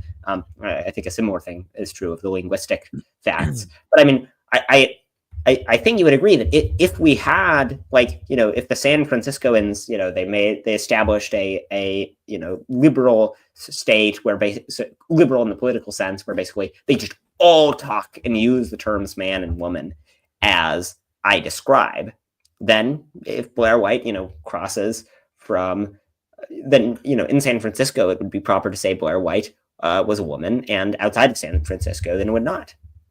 Actually, I honestly, just as a side note, I suspect that in San Francisco, they're much more about the gender ID definition rather than the social construct definition. And so the fact that Blair White says he is a man, not a woman, might suggest that in San Francisco, they might take that more seriously. I don't know.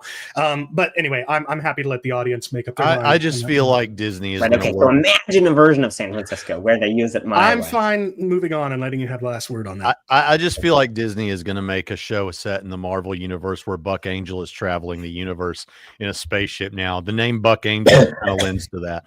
Okay, let's move on to the next thing here, and that is, what evidence do you have that people call trans women women based on societal pressure? Considering how prevalent your biological view is online, how do you know it's not the opposite? Because we have testimonies of people who, including in the very chat of this stream, saying that they have used that term for precisely that reason, number one. Number two, we have examples, haven't prepared them, but if we want to do a round two or something like that, and we want to make this a focus of that debate, I could gather them, of people who have been at risk of losing their jobs or whatever for using the right pronouns or words, and so they succumb to the pressure. Moreover, it's just obviously a fact that at least up until pretty much the months leading up to this current presidential election that we just had, we all know that the people who were in danger of losing their livelihoods, of losing friends and family and so forth, were the people that were gender critical, like me. Things might have changed a little bit in the past 6 months or so, but I don't think that would be reason to think that the argument that Matthew has offered is accurate. Either way, what I will say is this: at best, Matthew and I have brought to this debate the same evidence as to whether people that are comfortable use the same degree of evidence that as far as why we think some people who hold gender critical views are nevertheless comfortable using the term woman to describe a male, etc. Matthew's claim is that the reason they're comfortable doing so is because it matches their intuitions. My claim is that it's because they've caved to pressure. Neither of us has brought evidence. I mean, I would guess it's some of each. Oh, I certainly agree with that. I think it's some of each. And the question of which is the greater percentage is something that each of us has some intuition about that contradicts the other's intuition. And neither of us has brought sufficient evidence to arbitrate between which of our intuitions is closer to accurate. Would that be fair? Yeah. Yeah, I think so too. Okay. Last question of the day. This has been a long debate, but man, do I feel like if I was listening to this while I was, doing something else or driving, I would have a lot to sink my teeth into over these 3 hours. But here's the last question. It's a very important one. It's perhaps the most serious question of the debate, because we need a lighthearted question to end on. Who is the debater's favorite The Next Generation original character, and why is it Data? First of all, I don't know that Matthew can even answer this, since he has hardly any familiarity with Star Trek: The Next Generation. I'm stumped. I'm completely without an answer. I was hoping I wouldn't get stumped over the course of the debate, but apparently I have. You didn't prepare for the questions related to Star Trek that would be in this debate? Yeah. So my answer will not make Ewan Thompson happy, because my answer is that it's not that it is Data. My answer is that it's Beverly Crusher, and if I'm remembering her last name correctly. But it's not for a virtuous reason. It's because I watched Star Trek: The Next Generation as a very young adolescent male with raging hormones, and I really found Beverly Crusher attractive. Beverly Crusher. So, man, it's Counselor Troy. Counselor Troy. No. I got a thing for the redheads. I was also a real big fan of Dana Scully from the X-Files for the same reason. Yeah, of course. So the answer is it's Beverly Crusher, because she's a very attractive woman, meaning she is a very attractive adult female. Horrible son. And Matthew. Yeah, Wes was a nightmare. Are you more familiar with X-Files? No, I don't know. X-Files. He's too young, but Braxton, you and I are just way too old. And he watched like Supernatural or something, right? I don't know. I haven't even watched that. All right. Well, this has been a blast, guys. Sure appreciate you both being willing to do this. Thank you for the insightful and thoughtful engagement throughout. Thank you, chat, for being here. I appreciate you all being here. And Matthew, this was asked of you, although Chris, you could answer this for yourself also. Someone asked, what if I wanted to give a financial, thank you to Matthew? Where could I do that? I would suggest all people do this. I think this would be a great idea. I have a blog, Bentham's Bulldog, and you can get a paid subscription. And so if you want to both read the spicy paywalled articles and pay me money, which have a great virtue, then you should get a paid subscription. Excellent. Anything in there on the nature of infinity? Yes, I do. I have an article called Against the Infinite, where I provide, some might say, an actually infinitely powerful case for the existence of an actual infinite. By some, do you mean yourself? I'll leave it. I'll mix. I think Matthew's got some fans out there. I think he's got. I might do the Peter Navarro thing of like, citing a non-existent expert whose name was allegedly made out of the letters in his last name. So Nietz Leda, leading expert, has made this. It reminds me of Matt Walsh. He'll often say, some people have said I'm like the biggest, whatever. And of course he just means he is willing. I think it's funny, but no, I'm sure I don't have a strong position on actual infinities or not. So I'll encourage people to check your blog. As for my answer to the question, I don't personally take really donations. I think if people go to my website, theapologetics.com, I think I've got a place there to donate. But honestly, where I would encourage people, if they want to support me and my ministry, is I would encourage them to donate to Rethinking Hell.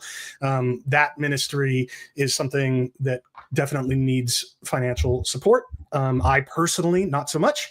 So I'll just encourage people to check that out. But I would encourage people to check out my YouTube show, The Apologetics. I'm currently going through a sex and gender series. I've covered the question, what is gender ideology? And I've covered the question, what is sex? And I've got a whole slew of topics that I'm going to continue to go through in the series. And I'd encourage people to give it a watch. Okay. Now, I said there was no more, but a certain Dillard's employee has arrived. Is he still Dillard's employee? David Paulman, who I think you both know. Do you know David, Matthew? I do. Yeah. I'm friends with David. So he says, would Chris and Matthew have a second debate on the truth of Christianity? I'm open to it. I don't know. Well, it's a topic you guys didn't get us excited for that at all. I wouldn't want to. Well, now, Matthew, you and I were talking about possibly doing some other debates after this one. I know, for example, we talked about young earth creationism, and I said I'm just not particularly interested in debating that. I think you might have mentioned physicalism as well. I'm not particularly interested in debating that. But I thought that there were one or two things that I said I might be interested in debating. Am I mistaken, or do you remember? I think you said about that maybe you do one about Mary's room or something. Mary's room? It's an anti-physicalist argument where you imagine a neuroscientist in the black and white room and so on. Right. You're talking about experiential knowledge, the knowledge argument, right? Yes. Yeah. So here's Braxton. If Matthew's interested in this, if the audience is interested in it, and if you're interested in it, I'm not particularly. I have no interest in persuading other Christians of physicalism. I just don't think it matters that much. However, I am interested in dispelling, in my opinion, dualist arguments against physicalism, especially in the context of like a Christian worldview. And so I would be willing to deny in debate the thesis that say knowledge or continuity of identity are things that challenge, that disprove physicalism or something like that. I would be willing to deny that given sufficient time to prepare, but I don't know if Matthew's interested. We'll have to talk about it. Yeah, I don't know. There are some topics I'd be happy to debate. Maybe I'd do one about physicalism. I'd have to think about it. We can behind the scenes talk more about potential next debate topic. The one I'll commit to right now, I'm very happy to do one about whether there is an actual infinite. Yeah, that's not a debate I can participate in, but suffice it to say, I think Matthew and I appreciate one another enough and like each other one enough that if there's a debate we both are interested in, we'd be welcome. We'd love to do it. So we'll see how things. By the way, sorry, go ahead. No, I'm done. Oh, by the way, the position that David Paulman not only wasn't a Dillard's employee but didn't exist is becoming the dominant view among. Well, the David Paulman doesn't exist. That's right. It's becoming the dominant. Well, I hope David Paulman exists. He went to the school that I work at, so I have a lot of evidence that at least someone has turned in a lot of work and made payments. Look, I hope he exists. All we have is writings, and many scholars are saying they're not attributed to. I'm making a James White joke. I think he made that comment about Irenaeus. Oh yeah, and he also referred to Paulman.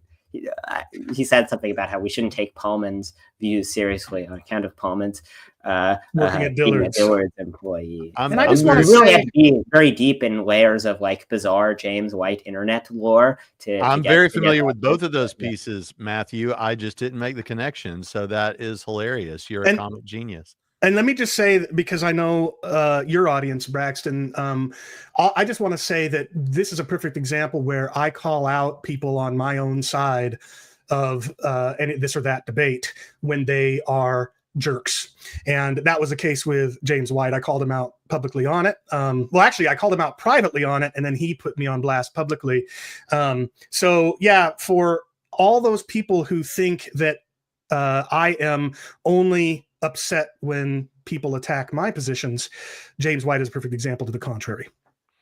Yeah, one thing I'll say, while we're on the subject of saying nice things about each other, I'll say one thing I do appreciate about you, Chris, and I've said this to you privately, is that I think you are willing to criticize those on your own side. So, for example, when I forget her name, Megan Basham, made criticisms of Gavin Ortwin that you thought were unfair, even though you disagreed with Ortwin about the issues on which she was criticizing them. You criticized Basham, and I thought that was admirable. I think that's morally obligatory, and I'm very, very disappointed in people that won't call out the people on their side. All right. Well, on that note, always good to end on a happy note. This has been great. I look forward to maybe having you guys at some point in the future, but if not, watching you guys somewhere else, hopefully. And it was good getting to know you a little bit, Matthew. Chris, thanks for being here again. And to the rest of you, I'll see you next time on Trinity Radio.